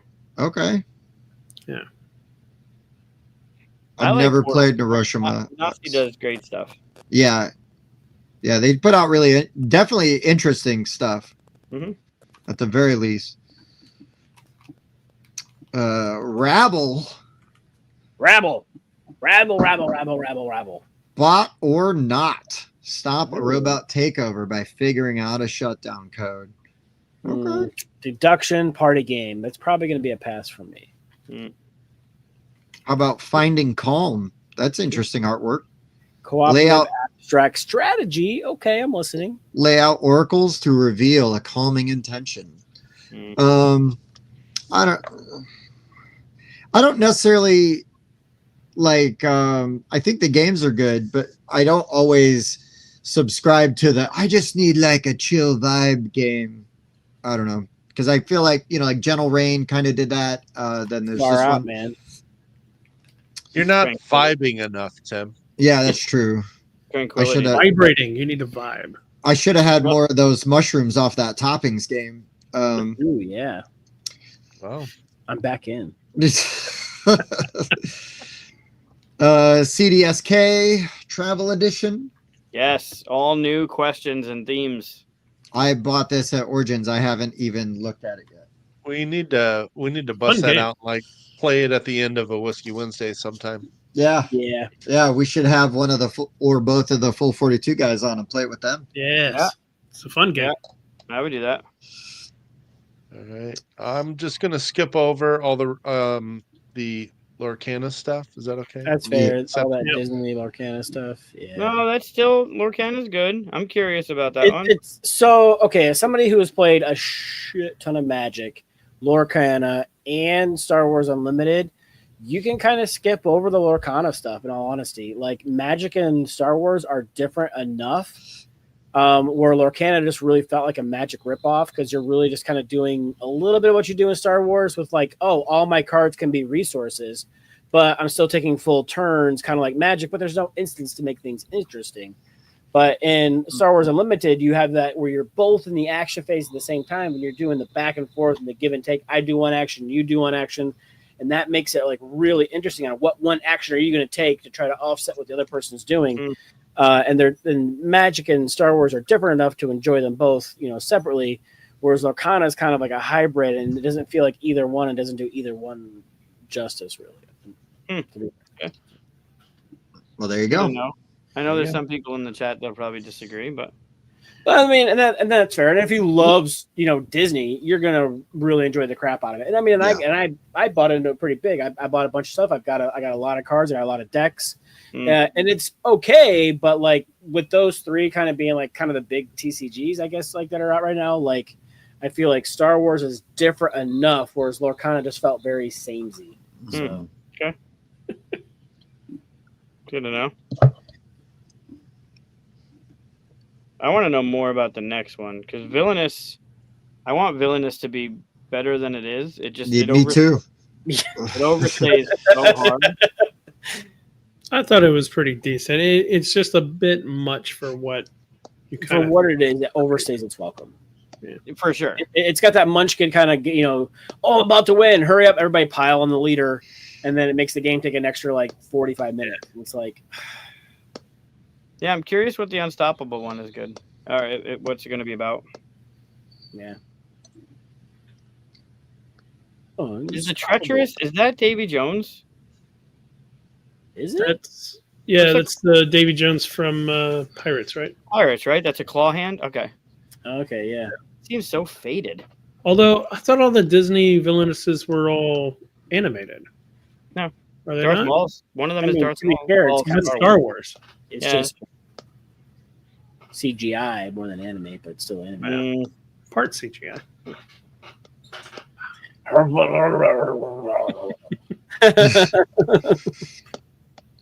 What's Gloomies? Gloomies does not look like an hour-long game either. 45 to an hour. Arctic Gardener, Grow and Harvest. That just reminds me of the bunny game that we talked about earlier. It's just Yeah, the moon one. it just feels Yeah. very like Tim felt with all of the Viking games, 7 years ago, where now I feel like it's all these like, oh, it's space and it's cute little critters. But yeah, it's like abduction and cosmoctopus. Yeah. And, yeah. But at least look at the inside of that box. At least it matches the cover. That's yeah, true. The art, it's got enough. a nice through line, right? Yeah. With all the art and the flavor and the theme. If Chris, I buy what do this you- game and I open it up and I see that, I'm not shocked, right? If I bought the Right. other game and I'm like, oh, this looks great. If it has the components on the back of the box, then you know what you're getting into. But if I took that home thinking it's going to have this beautiful art, the cover is gorgeous, and I open it up and it looks like something that was done in like paint, I'm probably going to be a little upset. bad. Yeah. This one at Are least you- looks like it matches the cover or the theme or something. There's a lot of components in that box for $40. Yeah, are you playing this game in the box? Like some of those pictures Yeah. that Mike was bringing It up, looks it looks like like it, you're yeah. actually playing this game in Yeah. the box. It looks like you are. Yeah, For sure you are.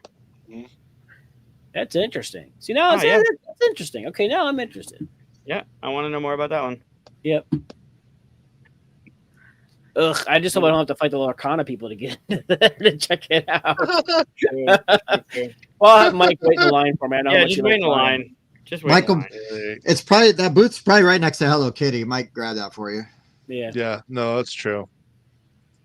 I want to play this horrified. I just Me came too. Yeah, I back. haven't played any of the other horrifieds, but like, I mean, you throw Dungeons and Dragons on something, I'm gonna check it out. The other ones are great, but I've- this one, They're good. I've only played OG Horrified and I love it. I think it's great. Okay. This one's on Target right now, so you don't have to go to Gen Con. It is, but it's hard to find already.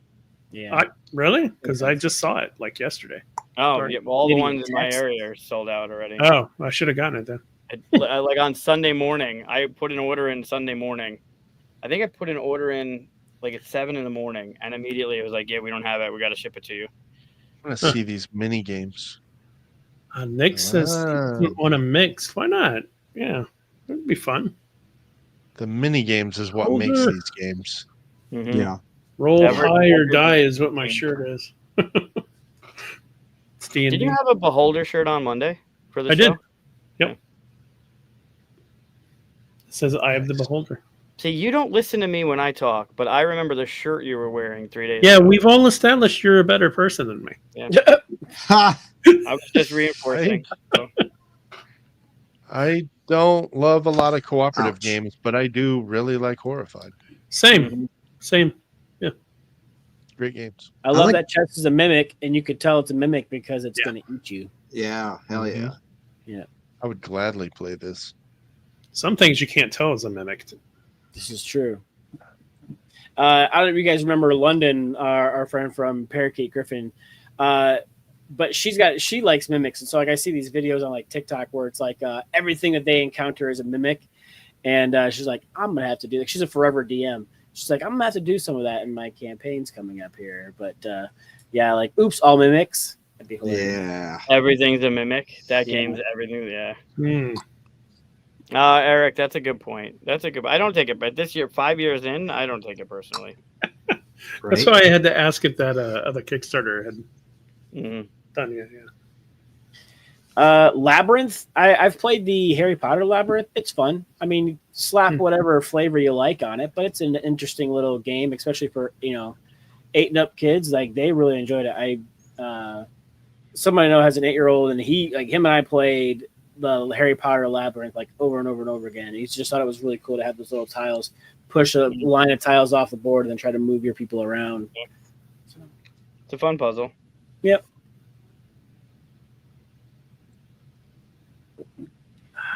Labyrinth, Minecraft. Interesting. Star Wars Villainous, Cold Tactics. Get Yeah, thrown so in let it Dooku. Okay. That's cool. I mean, both those guys are cool. One more. Right. than the other. Dawn, yeah. I think Dooku's kind of underrated. Not gonna lie. Sure. All the extra stuff, the cartoons and stuff that dig into it is really good. Yeah. Expanded lore on Dooku is way cooler than what you get in the movies. Well, even not even like the canon now with the Tales of the Jedi. That episode with Dooku was great, or those episodes with Dooku was great. All right, Rebel. Better move before we go down the Star Wars hole. Yeah, it'll Yeah, happen. right. It happens. Rebel I'm resisting. Rebel Studio. We're gonna talk about pergola. You're gonna grow plants, invite insects, and make your garden look beautiful. I'm out. I don't know why. This Is it one pergola? looks really pretty. It's weird to me that it says demo only, but it released in May and it's available at Amazon. Don't ask questions, Mike. It is demo only. I don't know. They just didn't bring any copies to sell, I guess. It's just really pretty. Or they didn't I have a update. pergola, and I have to do everything I can to keep plants off of it. So I'm not going to play a game. Yeah. I like that tray. It looks. I love the art's cute. It's got that Meadow, right? Rebel's the same studio that did Memo. Meadow. Cool too, Yeah. I like the end game bonuses. It looks good. The dragonfly? Oh, look at the frog. I like the frog. Yep. The red one. Those The are cool orange red one specifically. I don't know what that. And I like that tray. So Yeah, tray's cool. I hope they have a plastic piece that goes over the top to hold everything in its place. Not in the demo copy, Bob. Well, it's demo. That's cute. You get to pick your tools. Yeah. Yeah.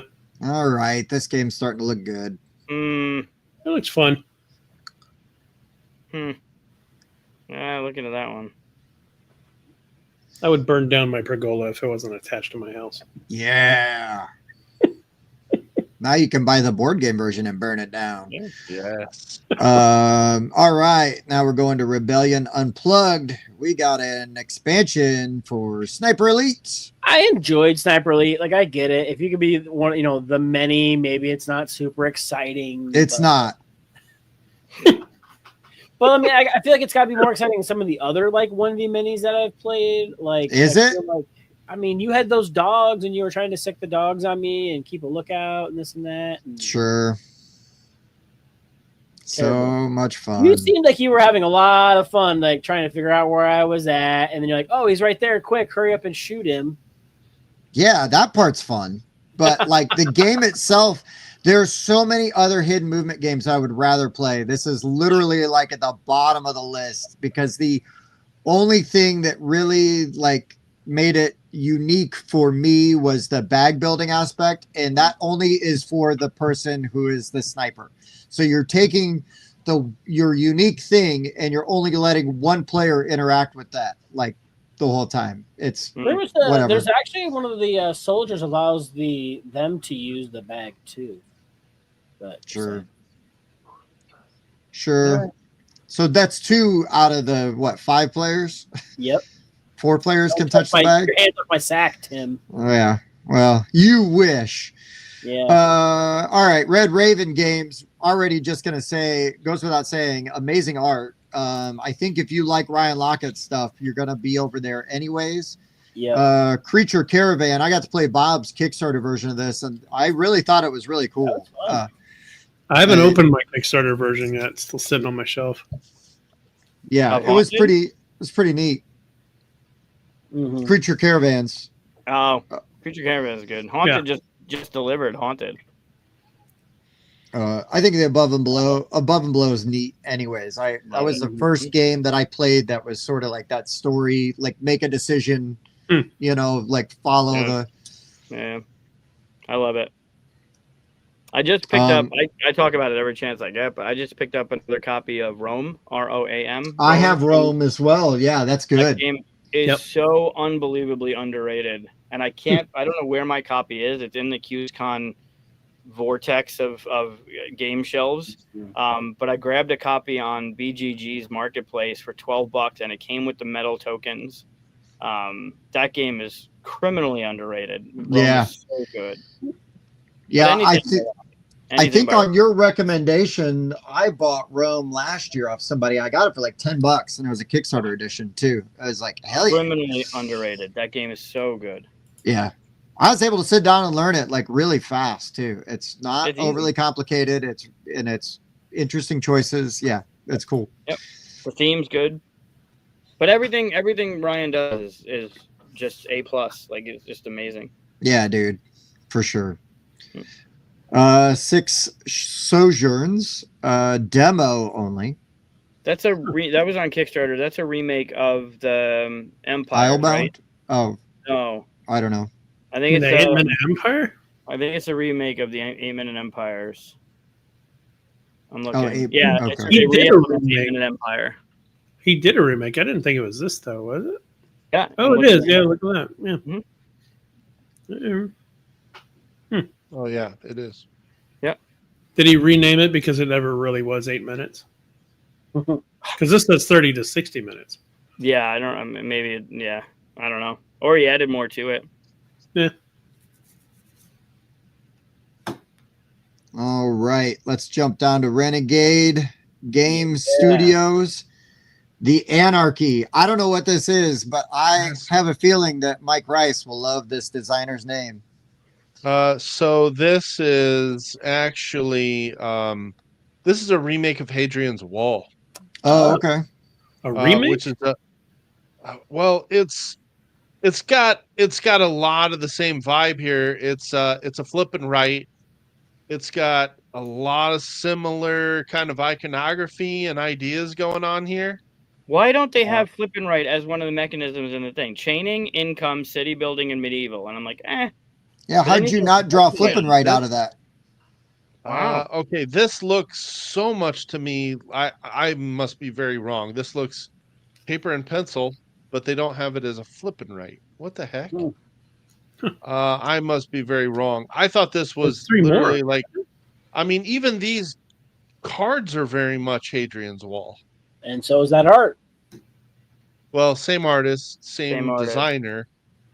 Same bat channel.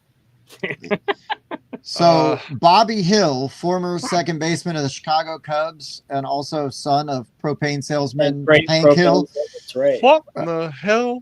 That's why I was like, come on, Mike, bite on my, like, oh, Mike's going to love this Him design. serving you up. I know. Mike gave you Cubs and King of the Hill. You had two ways to go.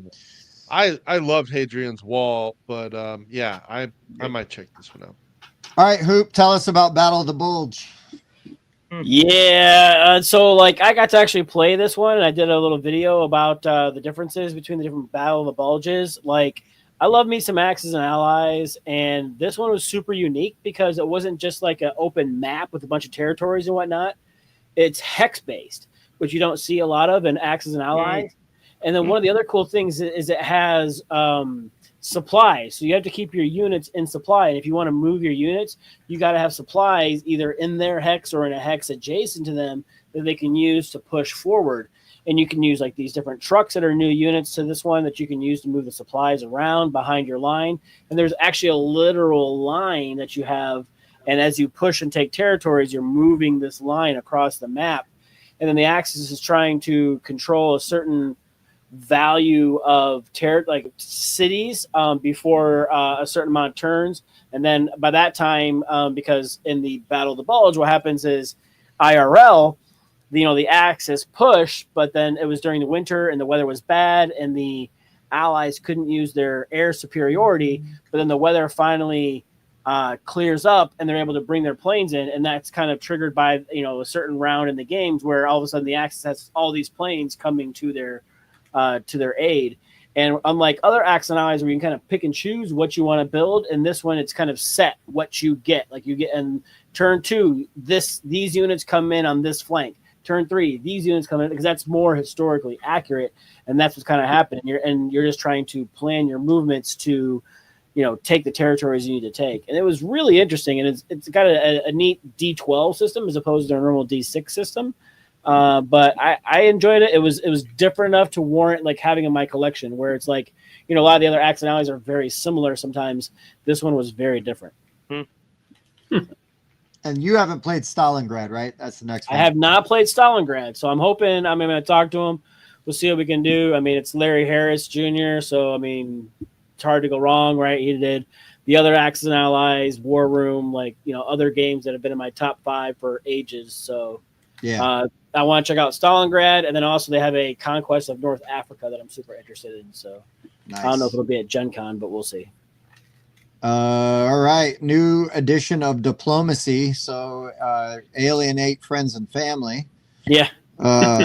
I would love to play Diplomacy. I have an old copy of it. I love the idea of it, but that's like an event game, right? That's an all-day event game, and you've got to play with thick-skinned people because you're going to get screwed. And then, of course, Renegade has a lot of really great-looking HeroScape stuff. Looks like they've got the painted minis, in addition to their, regular ones as an option. And I will tell you, their painted stuff looks great. It does. Yeah. And I don't know what Monsters Menace the World is, but it is Monsters Battle Around the World become the most famous. I'm kind of like into it. Like, I don't know if It sounds very what is that? King of the Rampage Hill? or King of Tokyo? Yeah, King of Tokyo. That art though on the cover. Is it based off of Monsters Menace America? Have you ever played that one? I have not. Uh-uh. Oh yeah, it's very much like Monsters Menace America. Yeah, I bet you that's what it is. Yeah. Okay. It's really cool. I remember that one. That's an older game. Yeah. Yeah, that's Avalon Hill. That's an older Monster Menace America is an old Avalon Hill game. Yeah, it's a good one. I remember that one. Had really weird. Yeah, that thing, the eye with the legs. Yeah. Yeah. I remember that. The praying mantis. Yep, I think I have that game. All right. There's My Little Pony, Festival of Lanterns. Hooray. Naishi.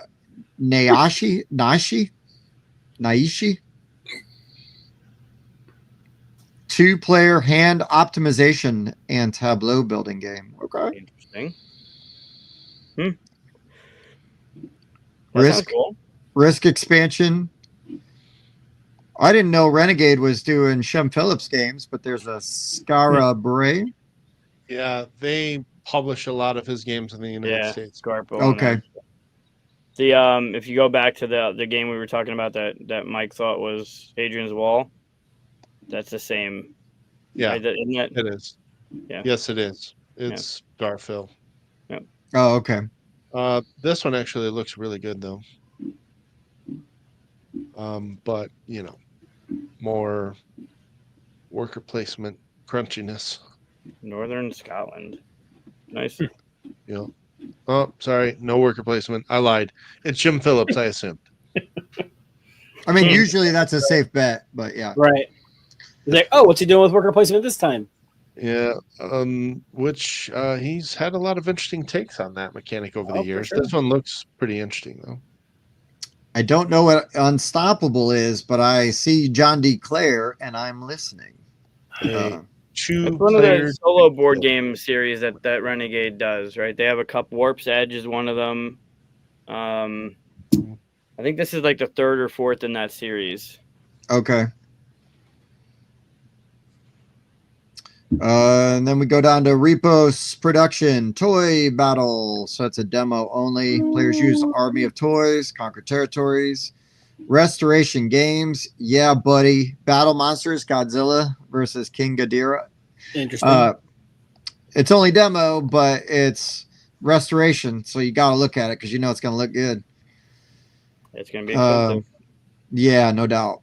Mm-hmm. Then more Unmatched, which is great. They've really set themselves up like really well with the Unmatched, like you just, as long as you can keep making interesting sort of, expansions for it, you're rocking and rolling. It says Legends. So it's hard to tell from the picture. Is that Nemo? Myth and It Mischief. looks like Nemo, yeah. Blackbeard, a Chupacabra, and Loki are all runners-up from the deck design contest. Okay. And then is that like Pandora from Pandora's Box? Who's that top one? Features 4 Desperate Heroes: the Pirate Blackbeard, the Beastly Chupacabra, the Trickster Loki, and the Cursed and Gifted Pandora. Oh, called it. And then they say Blackbeard, Chupacabra, and Loki are all runners-up from the deck design contest. So they had a contest, and those are the winners. That's cool, man. That's very cool. Weird combination, yeah. Good on them, though. Take a chance. Take a swing. Try They should something. do the Muppets. Take a chance. Oh, I'd do the Muppets in a heartbeat. They should do the Muppets. If they did the Muppets, I'm Kermit in. versus Piggy. Yeah. This sounds interesting. The game includes a double-sided board with 2 different battlefields, and then in parentheses, one of which is Santa's Workshop, What the fudge? which features a new map mechanism. Weird. Rewash miniatures. Wow. I can't wait for the Turtles one to come out. Yeah. I can't. That's going to be so good. All right. Rising Empire Studios. I don't know anything about this. Siege of the Forgotten. No. Cooperative boss raid. What's the Rocks. Alpha Clash universe? Mm-hmm. 30 to 120. That's quite the span of time frame there. That's Well, I think it's a campaign, like, or, you know, you play through scenarios. Okay. 1 to 5 players. Yeah. Then we've got Rock, Stone, and Dice games. They're going to be in Hall B, the green table. Roberto is going to be at QSCon this year. Oh, right on. Yep. And I'm sure you've seen him and the marketing for Iridicia. The game looks great. Yeah. Yeah. I wanted to check this one out at Origins last year when he was demoing this before his Kickstarter. Yeah, I'm looking forward to this. Where did I meet him? I just met him somewhere. Was it Tantrum? I might have met him at Tantrum Con. I don't remember now. Maybe Gamma. Could have been Gamma. All right. And if you want a well-made, beautiful game, you should go check out Roxley at They make 1456 They do. Excalibur. for demo. Santorini, classic. Tons of stuff for Santorini. Yeah, the collector's edition. Looking at Excalibur. Then. Look at that chin, Tim. It's all about you. Blech. I like a Every pointy- time. Sharper than the blade. Only every time. Anywho, yeah, Roxley makes fantastic looking games. Mm-hmm. Yep, they do. Ooh, this one's got bluffing. Intrigued. Got a whole Excalibur year. looks beautiful. Have you Yeah, not yeah. seen it? No. Opponents look One with the amazing. sword, I right? have. Yeah, it does look great. All mini Tremblay art. With some bluffing. I'm intrigued. Santorini's. Bunch of stuff for Santorini. Mm-hmm. So this Salt and Pepper game's coming up here. Salt and pepper here. Yeah. So that Habeas Papum seems like a total Patrick game to me. Oh, yeah. Elect the Pope. Hell yeah. Yeah, it is. electing a pope. Yeah, it seems very. But area majority, betting and bluffing, negotiation, political. Mike might like that one too. Yeah, I already read into it, and some of the comments steered me away, I'll be honest. Oh, okay. It's a cool cover. I like the idea of the Yeah. split 2 scenes. Yeah. Mhm. There was a old Scott Holmes game called House of Borgia that did something like this, and Mhm. I don't know, it was very hit and miss. Borgia was a really good show. No boy. All right. Let's keep it moving. Onada. So Don't know. only It's a cool cover. Yeah. it is good art on these. Mm-hmm. Thingstead. Deck, Again, bag, and deck, pool. bag, and pool building. But then it also says card game, so I'm gonna go ahead and go on a limb and say it's deck building. I mean, you could honestly- assume, sure. I'm going to make a game where you put cards Yeah. in a bag. The, Yeah. this was the one that intrigued me the most, just designed by Danny Garcia. Voynich. Yeah, Garcia Voynich is puzzle. amazing. Garcia is Ooh. a great designer. That's cool looking. Yeah, really, really pleasing to look at. And yeah, that guy's been on fire lately. Yeah, Mhm. Garcia did. I think we talked about it, Chris. Garcia did Barcelona, not Arboretum, Arboria. Arborea and Windmill Oh, Valley. yep, just great. This Fire. looks sort of like Orborea or the board. It's all Yeah. got all that stuff in it. Yeah. Yep, the figure out- colorful, the choices, good stuff. I like the unravel the mystery. I wonder.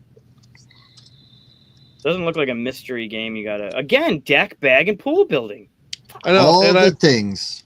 I've read this whole thing and I still can't figure out which kind of building it is. Oh, flipping by turning and flipping the cards in your book. So I'm assuming Deck building, yeah. Okay. Yep. It's like what we talked about, Chris, on one of the podcasts was about mechanisms and action selection. How it's like this big umbrella, Yeah. right? And you kind of fine tune it from there. Deck, bag, and pool building is like it's just this catch-all. Yeah, Yeah. that's a circus tent size umbrella. Andrew, I'm actually with you on that one. I was really intrigued by Toy Battle. I read into that one a bit. And Paolo Mori, yeah, I'll always check out his designs. Great art. I good art too. Mookie's the next one is kind of cute. It's not for not for everyone. It's definitely a kid's game. But they do really something really cute in this game. The special cards in it are all foil cards, so like they all look shiny and whatever.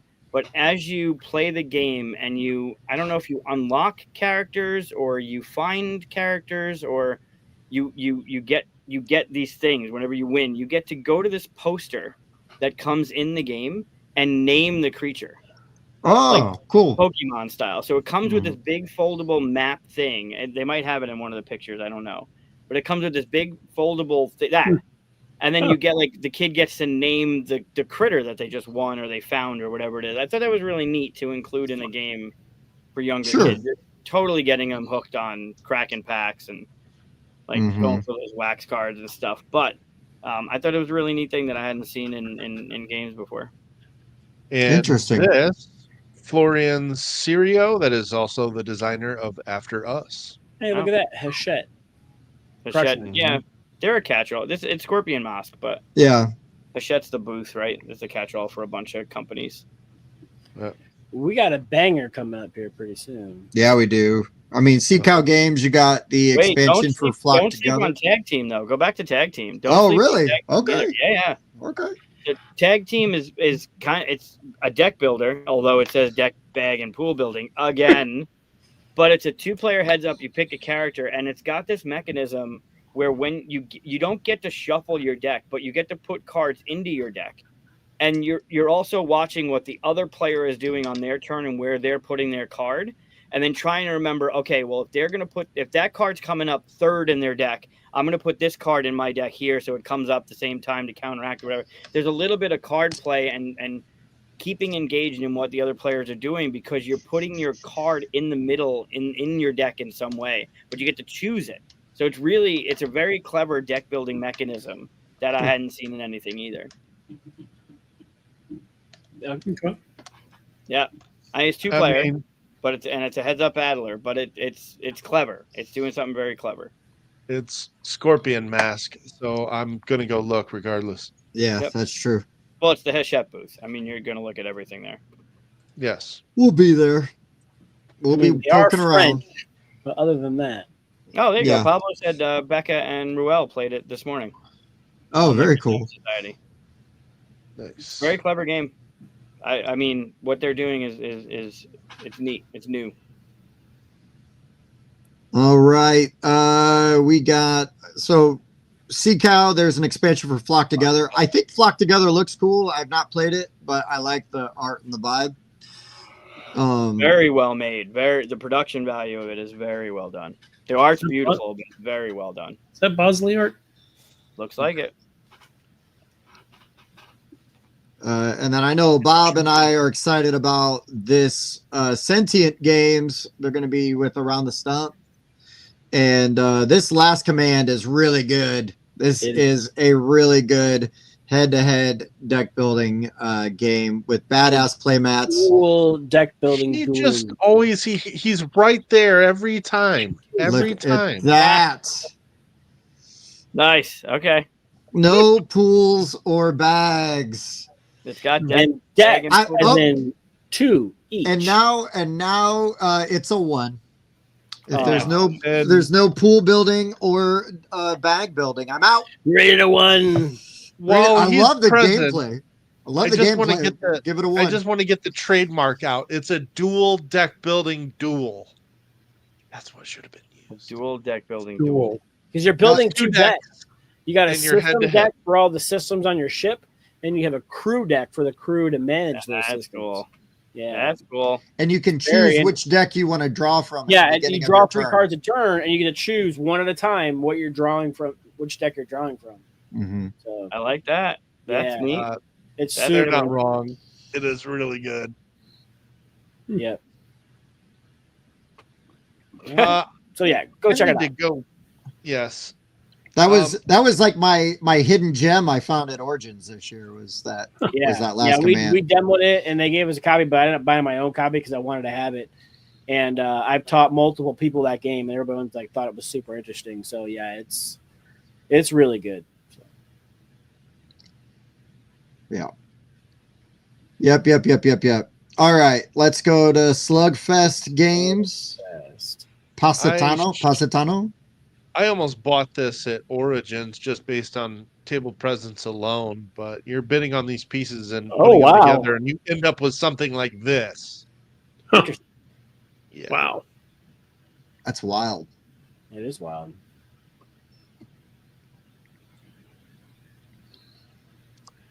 Yep, It looks cool.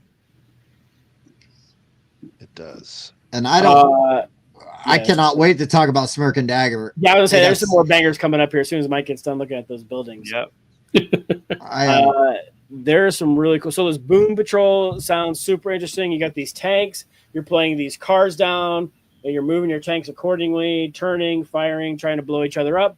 You blow their guy up, no big deal. You're going to respawn and just kind of keep going and just try So to blow it's each other up. combat and get points. Kari. Yeah, it's one of those games. That's the thing with Smirk and Dagger. A lot of them are just like, you know what? As long as you guys are having fun, it's allowed. Whatever you're doing, they allow it. So it looks like a good time. It should be super fun. I can't wait to check out the real copies of it. So And then Enthroned.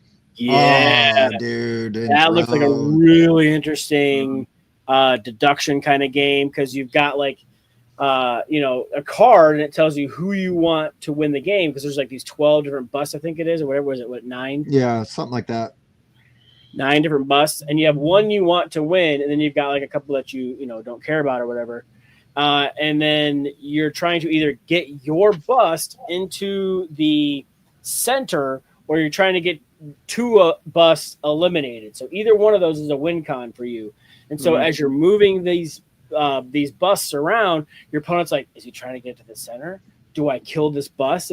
Because he wants to get it there, or if I kill it, am I helping him? And there's a little up towards the kind of top corner there, you can kind of see those different hexes and whatnot. Those represent each of the busts. And so as you take an action with one, you're going to pull that out, slide the others up, and that one goes to the bottom. So you can't move like the same piece right away, and it kind of forces you to move different pieces. But it looks super interesting. And I don't care much for deduction games, but I think this is going to be a good one. Yeah. Yeah, I thought this was really neat. And then Outfox the Fox was fun too. We played like a real quick demo with Kurt. I would have walked right by this one, but Kurt, being the salesman he is, was like, "Oh no, you got to see this." Yeah. And It seems like a game I can't play. You got to rank the top 5. I can't rank top 5. Yeah. Well, yeah, you put you a do. fake one in too. Oh. And so people are trying to guess which one's the fake one. And yeah. Oh, we got to get this game for the show. Yeah. Can you play it remotely? Because that seems like Yeah, I think you probably can. figure it out. Hmm. Ooh, I don't know the heartwarming Come down story. in September. I wonder if you'll have This it. this might be able to fix you, Mike. No, it Yeah, won't. because you No. have the top 5, and you know what the top 5 is, but then you have to write a fake one in there, and you're trying to get people to rank your fake one higher than the actual ones. And Huh, interesting. Yeah, it looked. I tell you what, man. Spark and Dagger's got some bangers coming out here. Like the place for all my books. That's gonna pick that up. And that's gonna go really well too. Yeah, that's gonna go really well. Another Alex Cutler. Yeah, Ooh, look at the deluxe version. Nice. Mike Mihilsick too. But you're literally like charging your social battery enough to where you're wanting to go out and buy more books, and then you bring them back and you add them to your collection, and you want to put them in different spots to try to like get points. Yeah, it's. I mean, Russian. they only had 18,000 backers for that one, so yeah, it should do all right. It's probably not going to go over well. It did very well. All right, I'm gonna jump over Snapships because I mean it is Snapships and it's a game system, which is fine. But I will say that I really do like this next one that we're. Oh, Chris, they made a game about the comic you drew when you were 12. Oh shoot! Massive Men. Yeah. Massive Men. Did you see the episode where he showed the comic that he drew? No, I didn't. It's called Massive Men. He still has it. And this is the Massive Verse. It's your universe of Massive Men. Yeah, it's bad. It's 12. When I was 12, I made a whole comic book. It's bad. And chose to call it Massive Men. And the cover looks like the title. Yeah. Yep. That's hilarious. Funny. That is hilarious. Those head-to-head. It's sort of a rock, paper, scissors sort of mechanic to it. You're trying to knock down the other your opponent's health. But these cards you're playing, the timing of them is really important, when you play them and how you use them. And this is really good. They've got a game called Space Lion, which is a really cool lane battler. And then they have one they sent me, and I don't know that it ever came out, and I can't even think of the name of it now. And it is like the board is a neoprene mat that's like a target, and you flick the dice. Look at that, Massive Men. They're massive. They are. And they're men. Manly men. Look at that guy. That guy on the the right, I guess it is. I mean, look at he's showing you his sword. Look how massive that is. But that's his club. Chris at 12. Oh, that's club, Chris at 12 years old. And look at what Chris does now. Like he makes amazing stuff, right? It's such a bad comic book. But it's so I think you just need to find a way to make a game about Massive Men now. Yeah. That would be fun.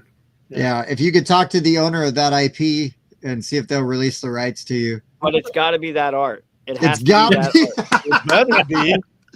Oh shit! That sorcerer wizard thing, whatever that is, that really is well done. His name is Wizard. It looks like Cobra Commander in a cloak with a staff. His name is literally Wizard. Oh god, that smells of no image avable. Yeah. Oh wow. I think the barbarian's name is Barbarian.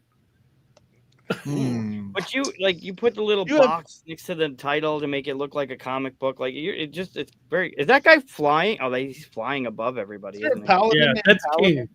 Yeah. Is there a comic code of authority stamp on there? The Archer's guy's name is Crossbow. What's he doing? He's doing Gangnam Style. I invented it. You didn't know that? Sorry, we're taking it off course here. We've never done that ever. Oh, this is so great. He's so angry. Look at him. Is that Angry Man? That's Barbarian. His name is Barbarian. The Barbarian. It's implied in Barbarian. But you think that's angry? That is so fucking good. Oh man, I love it. I love it. Listen, man, I wasn't doing anything when I was 12 other than playing like Final Fantasy on Nintendo. So you were way more creative. All right. So Solus Game Studios. So if they have Space Lion, check it out. They have a really good dice game, sort of like knocking stuff into the into a target. No, you're good. Send them another picture. I have not But played. he doesn't have his club now. For some reason, he's got some axe he's holding on to. Oh, man. He can work with different weapons. Sorry. Oh God. I've not played or seen Treat Please.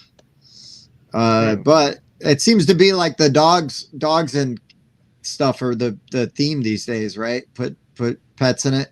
What up, Brandon? So let's go down to Sophisticated Cerebus Games. Sprocket Forge. You've been called on your nerd card for saying Final Fantasy on Nintendo. Oh, who said no? Tim. What? I played Final Fantasy on Nintendo. What are you talking about? Which one? Final Fantasy. The first one. I thought that was PlayStation. No. What?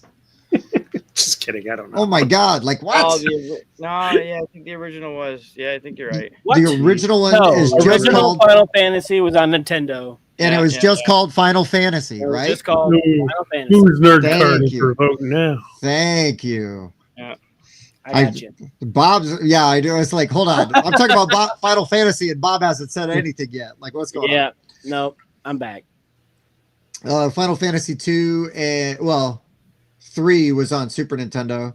Anyways, Yeah, so I don't know what's technically sixth, if you want to be honest. But right. Yeah, if you go with the Japanese releases, anyways. verse Sophisticated Cerebus. What else have they done? I know that name. It's a great name. Well, I remember seeing them a couple of, was it last year maybe at Gen Con? And I remember because it was the year before, because they had the little sticker things that you get for your badges, and it said grinder of gears. Oh, yeah. I was still running a gear grinder, and I thought that was hilarious.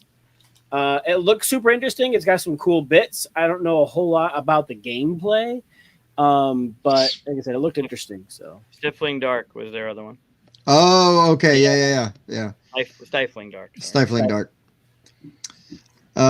Sorry. Darwin, Tim is in. We are French. Expansion for the Footsteps of Darwin. Yep. That's another at the Heshep booth. Spielcraft Games. We've got Cretaceous Rails. This one looks pretty cool. Dinosaur Park game. The art, though.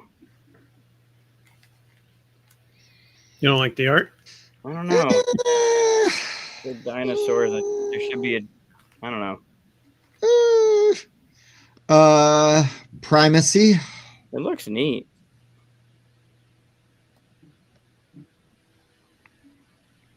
It does look neat, and the board's kind of flat, but yeah, the cover of that looks awesome. Oh, yeah, it looks cool. Yep. That looks cool. Then we've got Spoonbill Games, Coalition, Councils of the Republic. I've got a prototype of this, and I didn't have time to learn it at Origins because I wanted to learn it from them, but it's sort of like a negotiation game where you're trying to get people to vote along with you, but the thing is you have like sort of alliances, so you need to have, some people are going to be motivated to vote with you because they need you to, they need your support, and you can't win without their support. So you've got to find a way to work together. I was pissed I missed this Kickstarter and the booth. I didn't know we had a prototype of this. There's a fantastic video of this on No Rules Barred. I watched almost that whole thing. It looks really fun. Oh, really? Oh, good. I like that it's so negotiation that they have it listed twice. Yeah. Oh, yes. If you look like at not only is there negotiation, there's also negotiation. It's got auction, sealed bid, which sounds great. Then negotiation, and party game. Mm-hmm. There's very much a role-playing element to this. Yeah, 4 to 15 players. Yeah. Higher player counts for sure is what you want with this. All right, Squatchy Games, Cryptid Cafe. We got that the is chefs. Devin Metlin's first published game. Huh. Cryptid Cafe is a different game, right? Isn't that a game? This must be a 2-player or something. No, it's 2 to 4. This is 2 to 4. It's just a different game. Mm-hmm. I like that you can only buy it in euros too. That's Yeah. Yeah, Get your indeed. conversion. Yeah, I'll be stopping by a Euro ATM first. yeah. So it looks like they've got that with all the expansions, and then Yeah. Devin's probably running around there. So find Devin and get him to sign up for you. There you go. I would think he would be.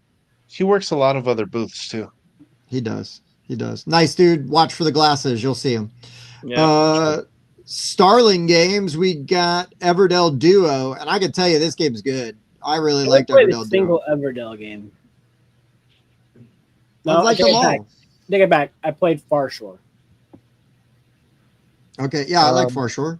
Yeah. I thought Duo was good. It adds some wrinkles that the other versions don't have, and it makes it not overstay its welcome, which I think can happen in the other versions as well.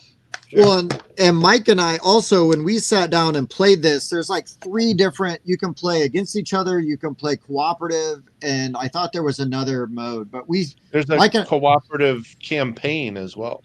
yeah. So we played 3 like games back to back to back to back, like really fast, and yeah, I had a good time. I had a really good time with it. Okay. Stone, I was gonna say I think Finspan's the best span I've played. Now, It granted, I is. haven't played Worm Span yet, but between Wing and Finn is better. Yeah. Finn is that's my span. That's the one I want to play. Yeah, I need to play that one. I don't even Finn's like really fish. Yeah. I Like eat this. or pets. Yes. I mean, good fish and chips. I'm in, but yeah. There you go. I like that theme better than all the others. Tokaido. I don't know. The dragon one that's like the theme for me. But anyways, Tokaido. So it's a reprint of Tokaido. So if you like Tokaido, go get another nice version of it.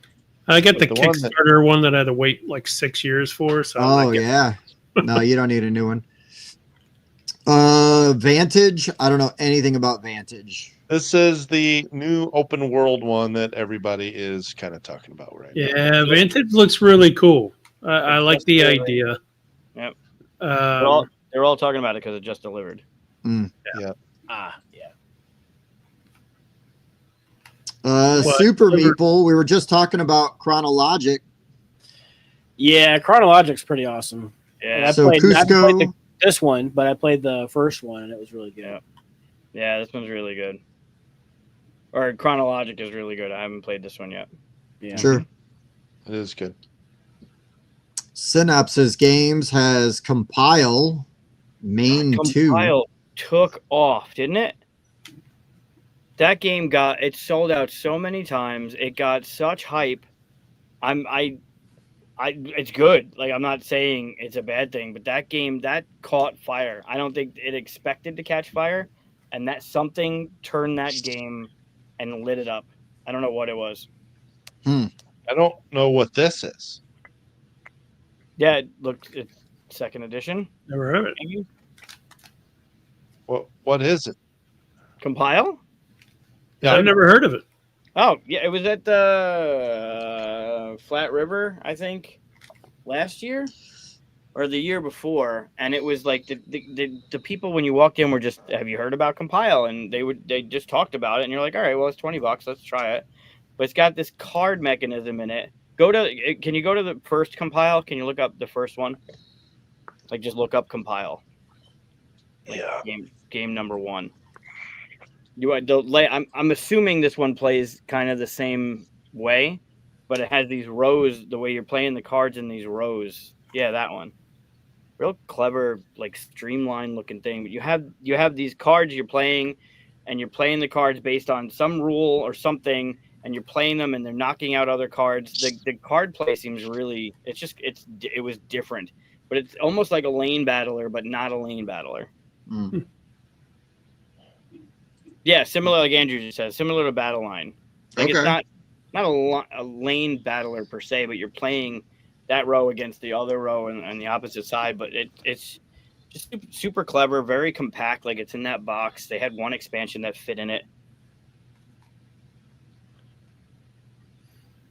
Really cool art too, but it caught fire. It was amazing. how many times I saw that thing. It was just like a little add-on, like they were just pushing it as an add-on, and then had a playmat and a pack that they went along with it, and they just constantly sold out. And the next print run sold out. Like it went fast. So I'm curious what they did with this one. I don't know.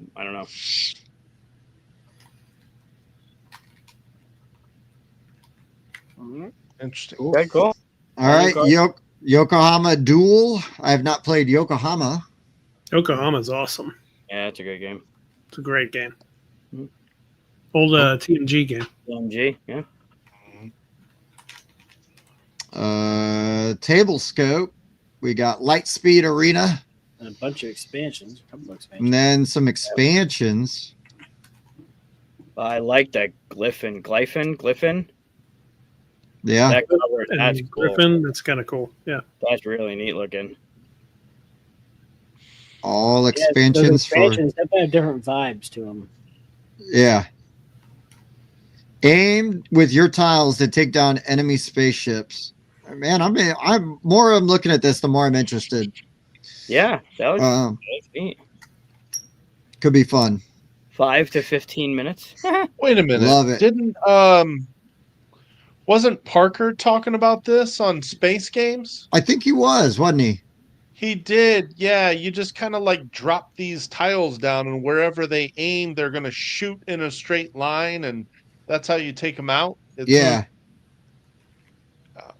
All right. And I'm in. I get Table Scope is at the Ares booth, but they're doing something which it takes a lot to do, and it's time consuming, and you got to be spot on with your spreadsheets or however you do it. But they're doing event pickup, which is really like it's neat, right? Like you don't have to worry about, like, Mike hates waiting in line, so you do the thing and you go and pick it up. I don't see enough people do that, but it does take a lot. You have to have someone who's dedicated to that thing and dealing with people coming in to pick up their stuff. But it is a really nice feature to add if you can pull it off. If you can, yeah, hell yeah. Like, because that's on there after the show, I'm going to look into it a little more. I'm probably going to go and do the event pickup thing, so I don't have to worry about waiting. Right? Yeah. Same. It's really smart. I know it's hard. It's not easy to do. Booth staff, and you're running low, and you got people, you got things to do, and then you got to worry about people coming in and emails and internet and making sure it's like legit, having IDs and everything. But if you can do it, I think it's a very, very good way a very good thing to add. Yep. I already had notes on them from when Parker was on. I even had the booth number 229. All right, Tabletop Tycoon. They feel like they're buying everything. So yes, they got the Black Orchestra expansions. Cannot wait to play those. I love Black Orchestra. Never got to play it. It's good. Really good. Really good co-op. And then there's Valkyrie. I'm not exactly sure what Valkyrie does differently than regular Black Orchestra, but looking forward to playing it. Then of course they're going to have some Everdell stuff. Silver Frost. I just got my War of Whispers expansion in the mail a couple days ago. So. Oh, Bob, yeah, I was like waiting to get to this one. I need to play that. I'll probably just, what I'm probably going to end up doing, Bob, is just buying the nice edition while we're there, because the collectors, yeah, because it looks so good. Worth it. Okay, Tessellation Games LLC. They are going to have String Theory, the print and play game. I saw a lot of this going on at Origins. String together conspiracies in this silly competitive game. Oh, we could probably skip the next vendor. Yeah, Third World, man. Get rid of those guys. Oh, look at this beauty here. Put it in the must-have. Canvas Critters, Cattywampus, must-have. Digging for Dinos, must-have. Relative Space, must-have. Holy crap. Can you guys go easy on me? Thank God none of this is going to be available. The saying is supposed to be they can't all be bangers, but apparently they can be. Well, it depends on who's at the helm, right? Oh, the good thing is I can buy Digging for Dinos on Amazon right now. Yeah.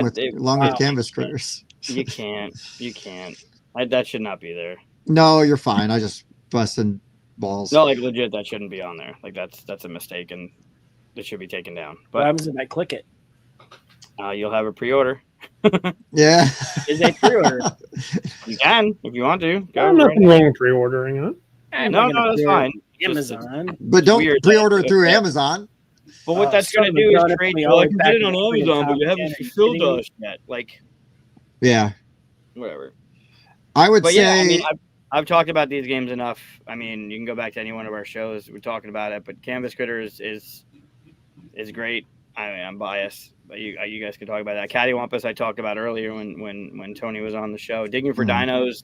If you're familiar with Andrew Stiles and his game Wine Cellar, this is Great person. from Andrew Stiles. It's very clever mechanism where you're taking your paleontologist and moving and collecting dinosaur bones on these tiles, and set collecting through first person to get 4 dinosaurs triggers endgame. Really cool graphic design. Love the color palette that Brian used on that. It's really neat.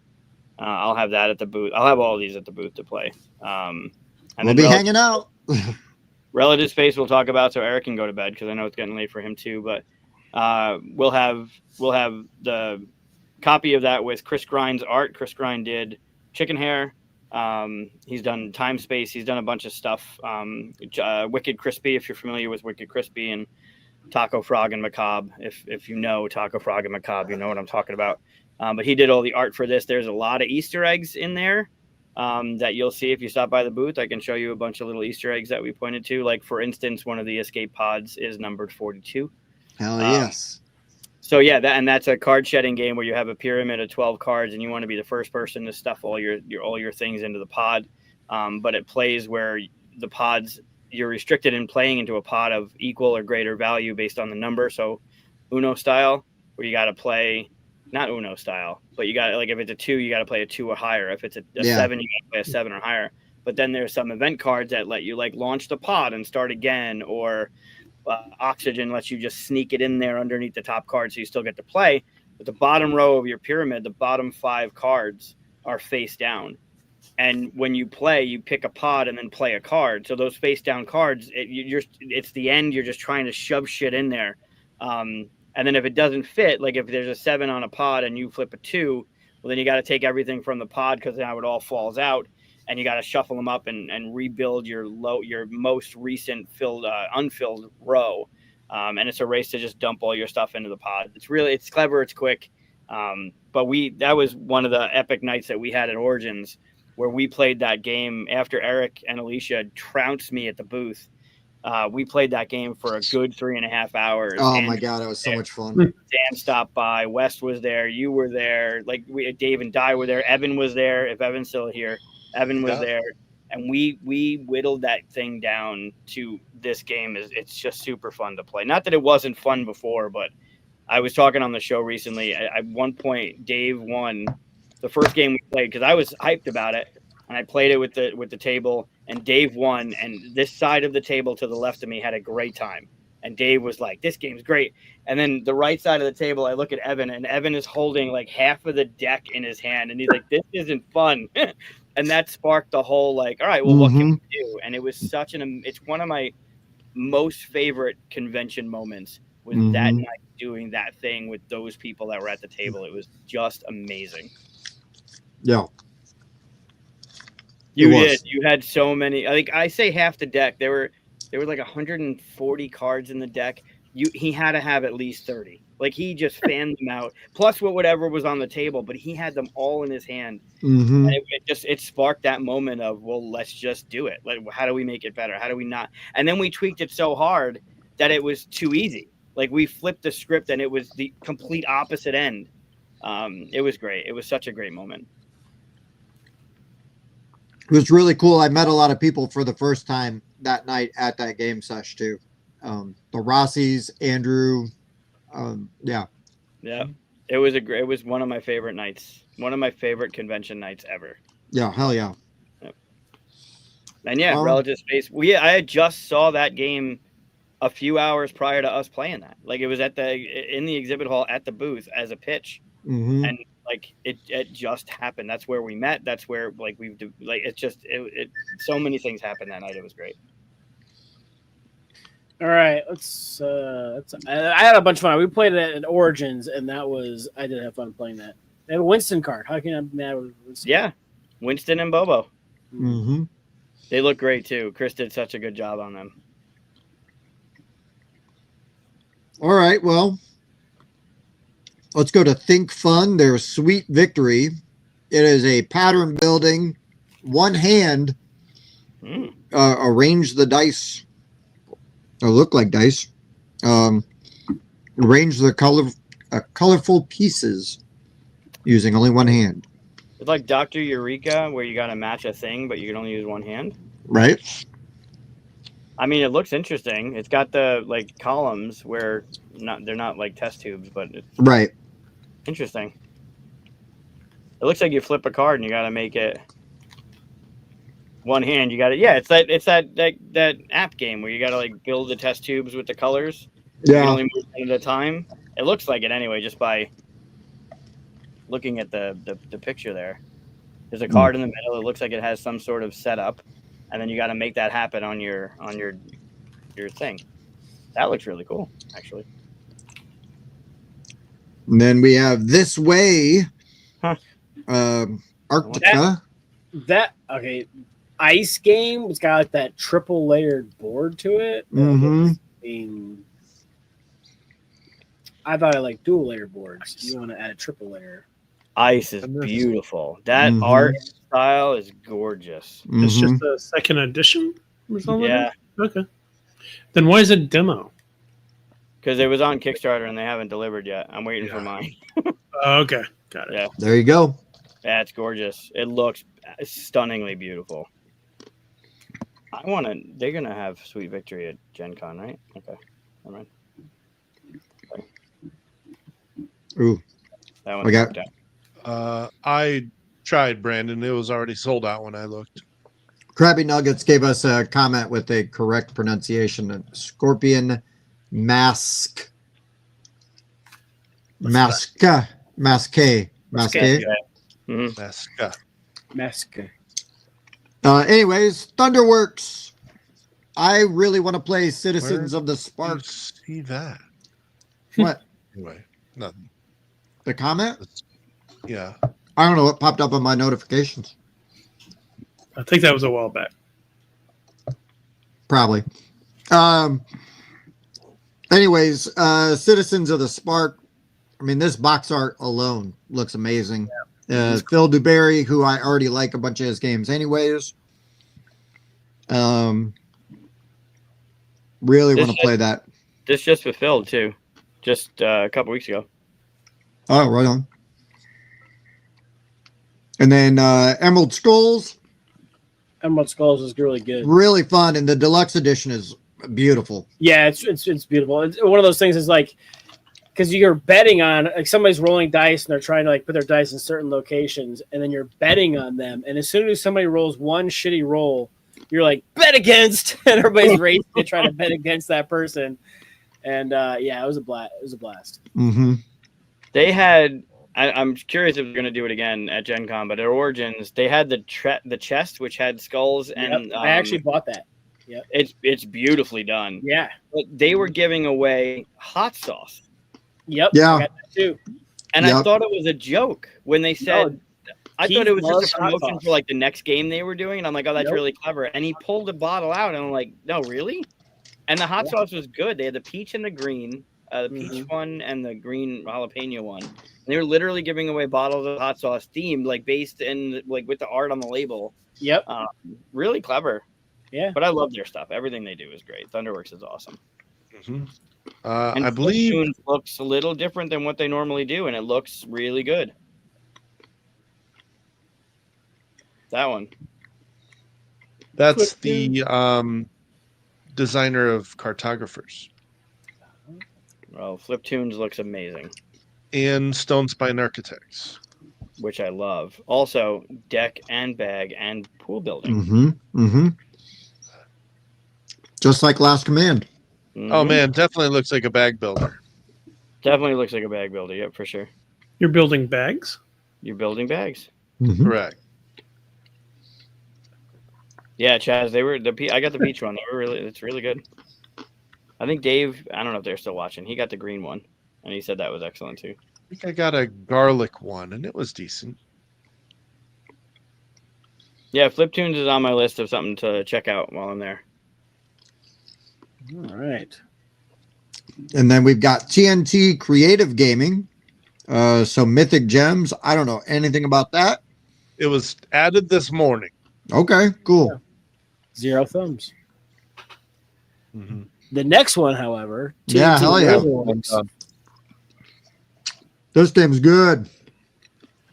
This So it looks says pretty- MSRP $250. That's for the fancy. Mhm. You Mhm. can buy this game for what was it? Like 200. $40, No. $50. But it's got 225. that leather scroll right there, and it's a really interesting little like kind of party game where you're rolling dice, 3 dice. You're trying to put your beads out there, get them all out there. But if somebody puts beads on either side of like your beads, then your beads have to come off the map. And it's just cool because those just roll up. All the bits go in those side like scroll like ends, and it's just super easy to port. And then you take it anywhere you go, roll it out, play it. Plays like what 1, 2, 3, 4, 5, 6 or 7 people, and it's super fun. Yeah, really cool game. And those heirloom boards are amazing. Yeah, the Oh ones my that are God. 250, they're beautiful. They're made to like hang on the wall. They've got like a lacquer on them. They got like the rules laser etched on the back, so you can just kind of like hang on the wall, pull it off. There's your rules. You can put it down, play it. You don't really need the rules that often because it's super easy rule structure. It's got some always at the high CPR on there. Yeah. Yeah. Also another hidden gem for me at the show. That was one of my favorite games. All right, Treasure Falls games. So there's Kids Quest expansion, Super Trains. I did I still have a prototype of Super Trains. I played that with my kids and did a video for that. It was kind of fun. You're just seeing where stuff goes. But I am excited to get over to Trick or Treat Studios. Yeah, they got a bunch of stuff. I'm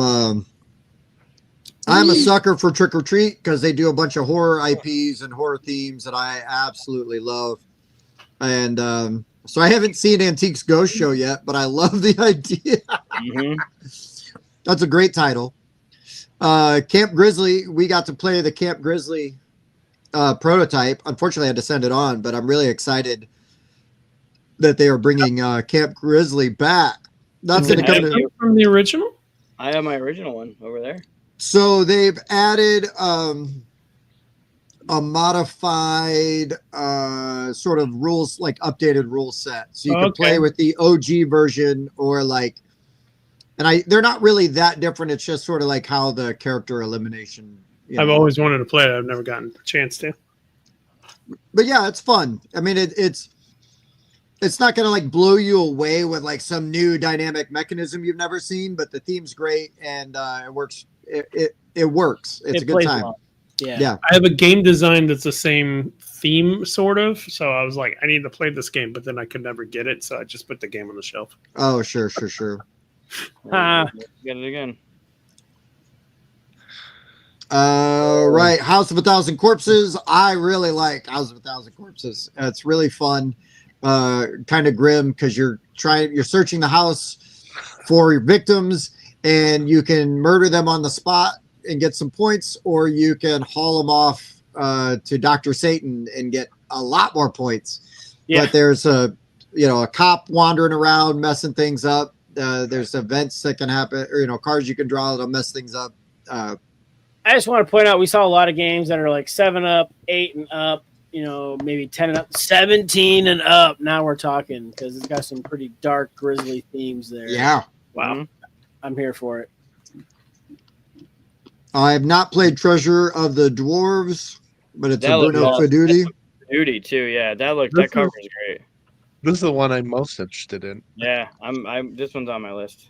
What, Mike? You're interested in an auction bidding economic game? You're crazy. Yes. Right? I would not have guessed that. Yes. And then Troll Olympics. Look at the boxes that come in it. Holy shit. Are those your bidding boxes? That's cool. No, those are screens. player No, screens. no. Look Yeah. at the things to the left. Oh yeah, Oh, oh, these those little things. boxes. Oh, Those look like these little boxes? slide boxes. Yeah. Tim isn't interested. We got to skip past it. Sorry. Yep. No way. I'll bring Go it on back. by. That looks really cool. That is very interesting. I just don't want to hear Bob or Mike go, "Oh, I stayed up too late last night." I am very tired and ready to go to bed, but yes. So I'm just not that I'm not interested. I'm You This knew what you were is- into when you got both Chris and I on the same show. What I'm seeing here is that our show could have been 30 minutes longer. Yeah. yeah. Well, I mean, they did add. What'd you say, Mike? 70 games since the last week. Yes. 75 to be Sorry, exact. 75. Oh, Yeah, shit. but 40 of them were before the cutoff. So Tony just mentioned Treasure of the Dwarves is a remake of Dreadful Circus, Okay. Okay. which is a really creepy box cover. It's got all this folded newspaper and then this eyeball in the center. Ooh. But it's not. It doesn't look like it's a. Oh, I like that cover. I do too. Oh, it is a 48. yeah, That's it was a weird. co-designer on it. That's funny. And best at not minimum nor maximum. It's better at in the middle. Yep. And what is Troll Olympics? Was what? Sounds Last game? fun.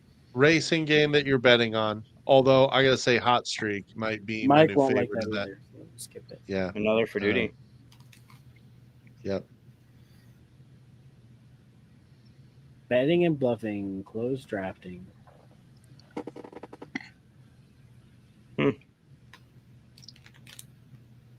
I like. Are you talking about these two? Sorry. Oh no, I was just saying I like Trick or Treat Studios. I always go and check out what they got. Oh boy, Trolls Olympics. Eric. High Tide at Um, Richmond High. Hi, yeah. So Underdog Games, we got High Tide, a cozy stacking game for 2 players. That seems to be the thing, right? Everybody wants these cozy games. Yep. That's a hot button for sure. And then Trekking the World. Second edition. Haven't played it. Yep, I haven't played it. A major redesign of a light strategy game about the wonders of travel. I've done the time one, but not that one. And I didn't see this coming. Unexpected Games. Yeah. No, that's a joke. Nah. So Mandalorian Adventures. I still haven't played the Mandalorian Adventures It game. was okay. Eh, A little underwhelming, but it was okay. Okay. eh. Way to sell it. At Origins, they had a promo scenario that they gave out on a big card. So if you do like the game, stop by the booth because at Origins they had it. I'm sure they'll have it at Gen Con. They had Sure. a scenario, an extra scenario you can dump in. But it looks neat. I mean, they add some stuff. It seems pretty seamless to add the expansion in. Also, it's got Ahsoka, so like Yeah. Oh, there you go. that's That helps. that's mandatory. It Sold. didn't blow me away with any mechanisms or anything. So it's just kind of like a lot of the other co-op games that you play through. Yeah.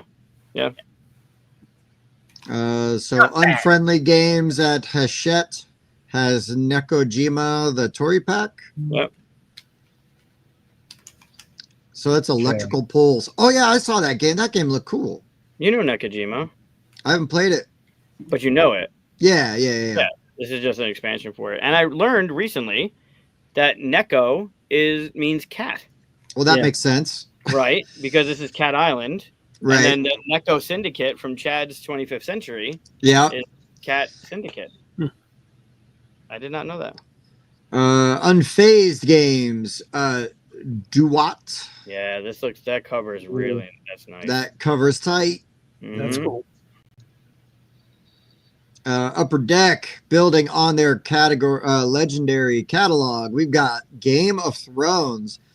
Why is this like 6 years after the end of the regular show, is this now just coming out? Now it's going to come out? Really? Oh wait, they did Predator. How many years after Predator? They did. Hold on, but Predator Big was a Trouble very in Little China. And How Predator many was out years way after before Trouble in Little Pork China? yeah, but Game of Thrones isn't really like in the zeitgeist anymore, where Predator and Alien and all of those are sort True. of like evergreen IPs. And I guess Game of Thrones is getting there, but it just seems like, wouldn't you do the Game of Thrones one when Game of Thrones was happening? Game of Thrones will die out eventually because of the ending. They wrecked it. So Well, the show did, and if Martin ever finishes the damn books, we'll be all right. Same thing. But, no ending, bad ending. I'm glad that they're doing another Legendary. It's been a few years, right? I like the Legendary stuff. Yeah, I enjoy playing it. It's okay. I hate sorting the cards because the text is so tiny at the bottom that it's just. That's why you just play Marvel Legendary. It's easier to sort. Rush of Icor. You know. Join up to 2 other avatars to defeat your foes. It's a TCG. Okay.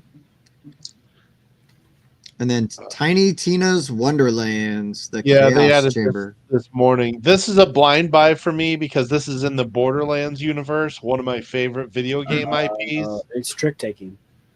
And it's trick taking. So, yeah, I'm in. Okay. You've got hit points you're trying to knock off. It's got some dice, and it's Tiny Tina's. I'm just going to buy it. I don't need to know more. UVS Games. So we have an expansion for Star Trek Star Realms.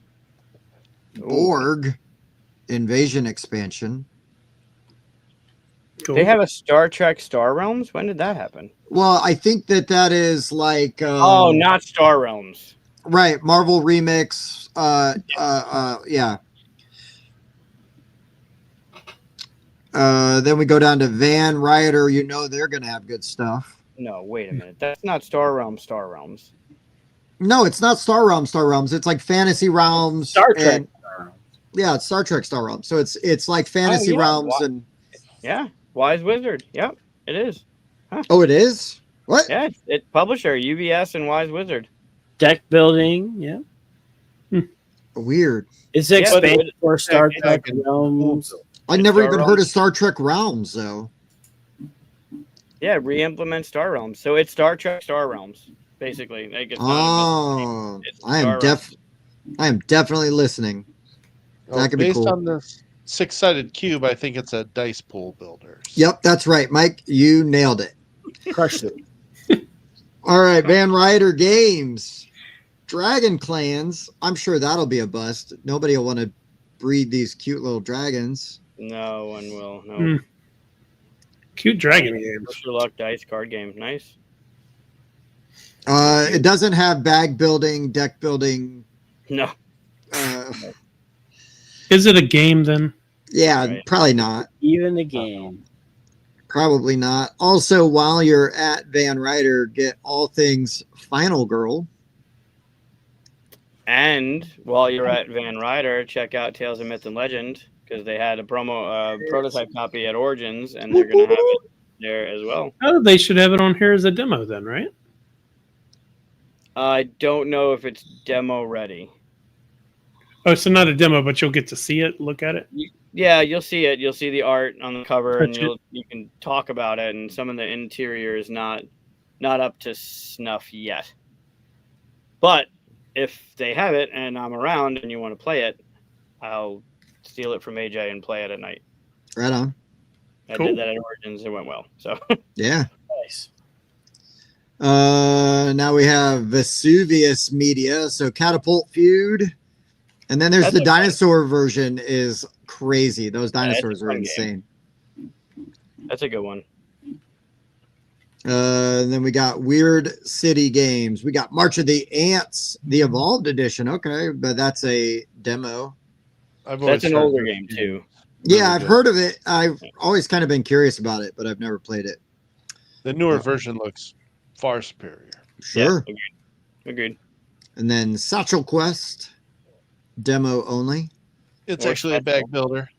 Nope, deck, bag, and pool. Mike? And pool building. Oh wait, you're building a pool? Wow. I Yeah. wonder if they It's can a koi pond, chlorine. actually. Go swimming. I do like the idea of a roguelike bag building game, though. Mhm. So I Indeed. color me intrigued. Yep. Yes. Weird giraffe games, logic and lore.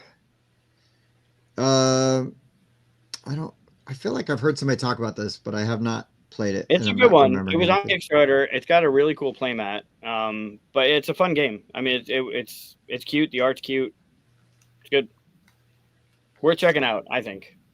Okay. Okay. And then we've got Wales Entertainment with Lucha Lucha. Oh, is that a luchador game? Let's It's a wrestling. go. Yeah. It looks like grid movement, pattern movement, abstract strategy, educational. Well, I'm yeah, out. I mean, and you I'm lost. out. Lost it. Educational. Try to teach me. Don't advertise that. Vines and flowers, blooming harmony. Werewolf duel. How in the hell? Vable, we like him. Mm. I think I know who the werewolf is. Yeah.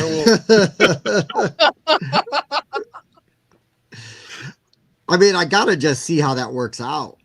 Yeah, I agree. Wise Wizard Elamistic. A 2-player 9-card duel of harnessing chaotic elements. Yeah, another 2-player. Even Seeker, another 2-player. 2 players big. Yep. Well, Wonderful World board games. We got Castle Raisers. Dragonarium, another dragon game. It could be cool. I like the Castle Raisers. Looks interesting. Overlay tiles to raise a vertical structure. Sure. Stacking and balancing. What was that Hachette game? Acropolis? Yeah. You're stacking the tiles? I wonder if it's similar. 8+, 1 to 4. Yeah, I think this one might get added.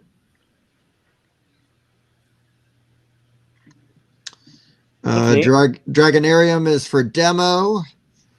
Last Lantern. That looks cool. Yeah, I like the idea behind that. Yep. Cooperative tile placement where there's something to do with fog.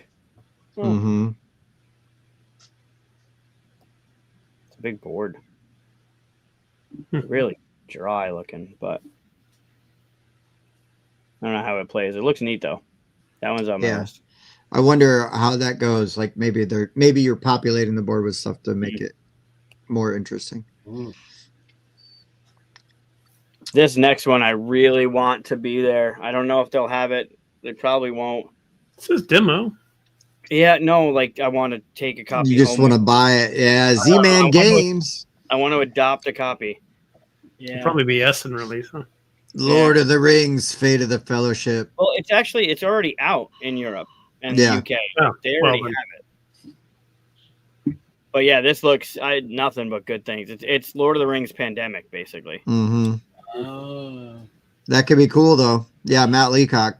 Couldn't get worse. Nope.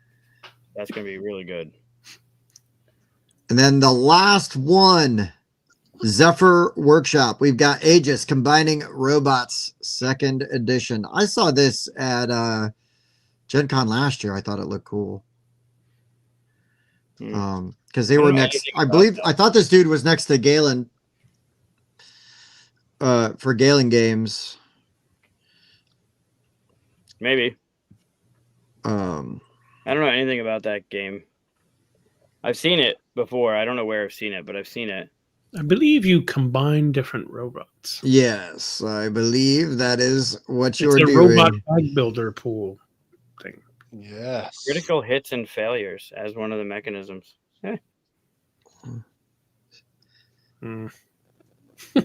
Cool. I'm freaking excited for Gen Con. Dude, I'm so excited. Aside, like just seeing everybody and getting to play games, and it's going to be awesome. I haven't been there in 3 years. It'll be fun. Yeah. I think 22 is my last. Yeah. Yeah, it's been a minute for you for sure.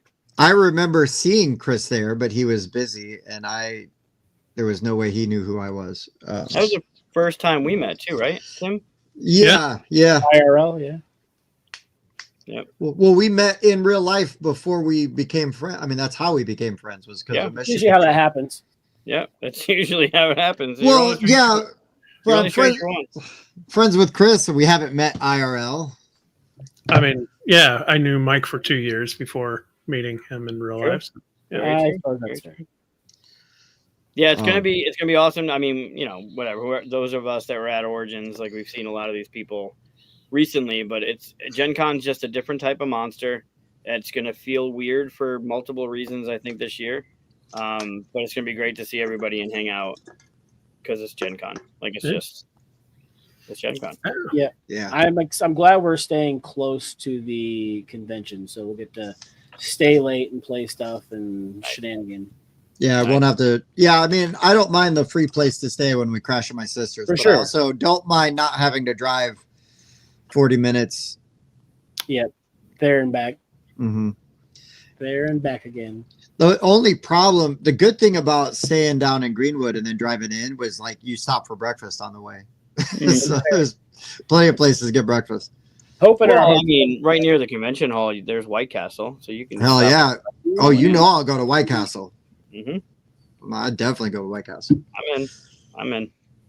But all right, boys, this has been awesome. Chris, Googs, past my bedtime. Thank you so much for coming on and doing this with us. Hell yeah. And yeah, I look forward to future collabs. We're gonna keep that Wood going. at 119. All BGR. Look at that. Wait, what? Look at that. Said Whisperwoods at 119. All BGR. Oh Okay. yeah. Oh nice. 119. Good job. Nice. Hell yeah. Not bad for a first day. Not at all. Be proud of that, man. So recap real quick. Canvas Critters. Get on there. It's already done, but there's late pledge. You can get the QSCon jerseys. Pay attention to that stuff. There's Beach Day is still available. Cats and Cucumbers is still available on Kickstarter. Goats and Goblins. Goats and Goblins is funded. It's safe. It's there. Yes, find Chris at Gen Con. Bring your Aqua CD. Be the first one to bring your Aqua anything CD. with old people on it. I don't care. Ooh. My stuff. I'll sign anything. Ooh, I might can I find like a Telly Savalas headshot or something, or just go really weird, obscure with it, or a Yul Brenner from The King and I. Yes. That's great. Yeah, Chris is going to be in the demo hall somewhere. Yeah, wherever the exhibit hall thing is. Yeah. Right. You know what I should do is I should get some clip-on earrings and Sharpie a beard and walk around and tell people I'm Chris. Yeah. Smart. And then have them sign. You can sign troubles. Yeah. Yeah. That'd be a good idea.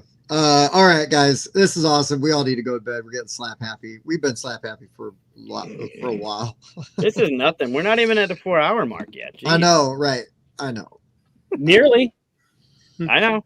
I've solved this Rubik's Cube 6 times throughout this whole thing. Oh shit! I still haven't touched ours mine. is Moon out. Knight is still on top of mine. I haven't touched it. Yeah, Tony, I look forward to seeing you, man. Hell yeah! I can't wait to play Cattywampus. He's been hinting to me about Cattywampus for a while now, so I'm That was excited. fun.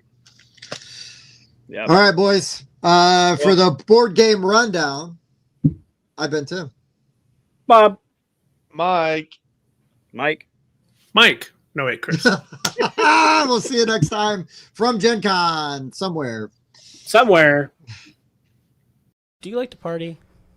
I do like to party. I also like to party. I like to party. A 7.3. This is a great party. Repeating. We should party more often. Heating. I do like to party. Okay.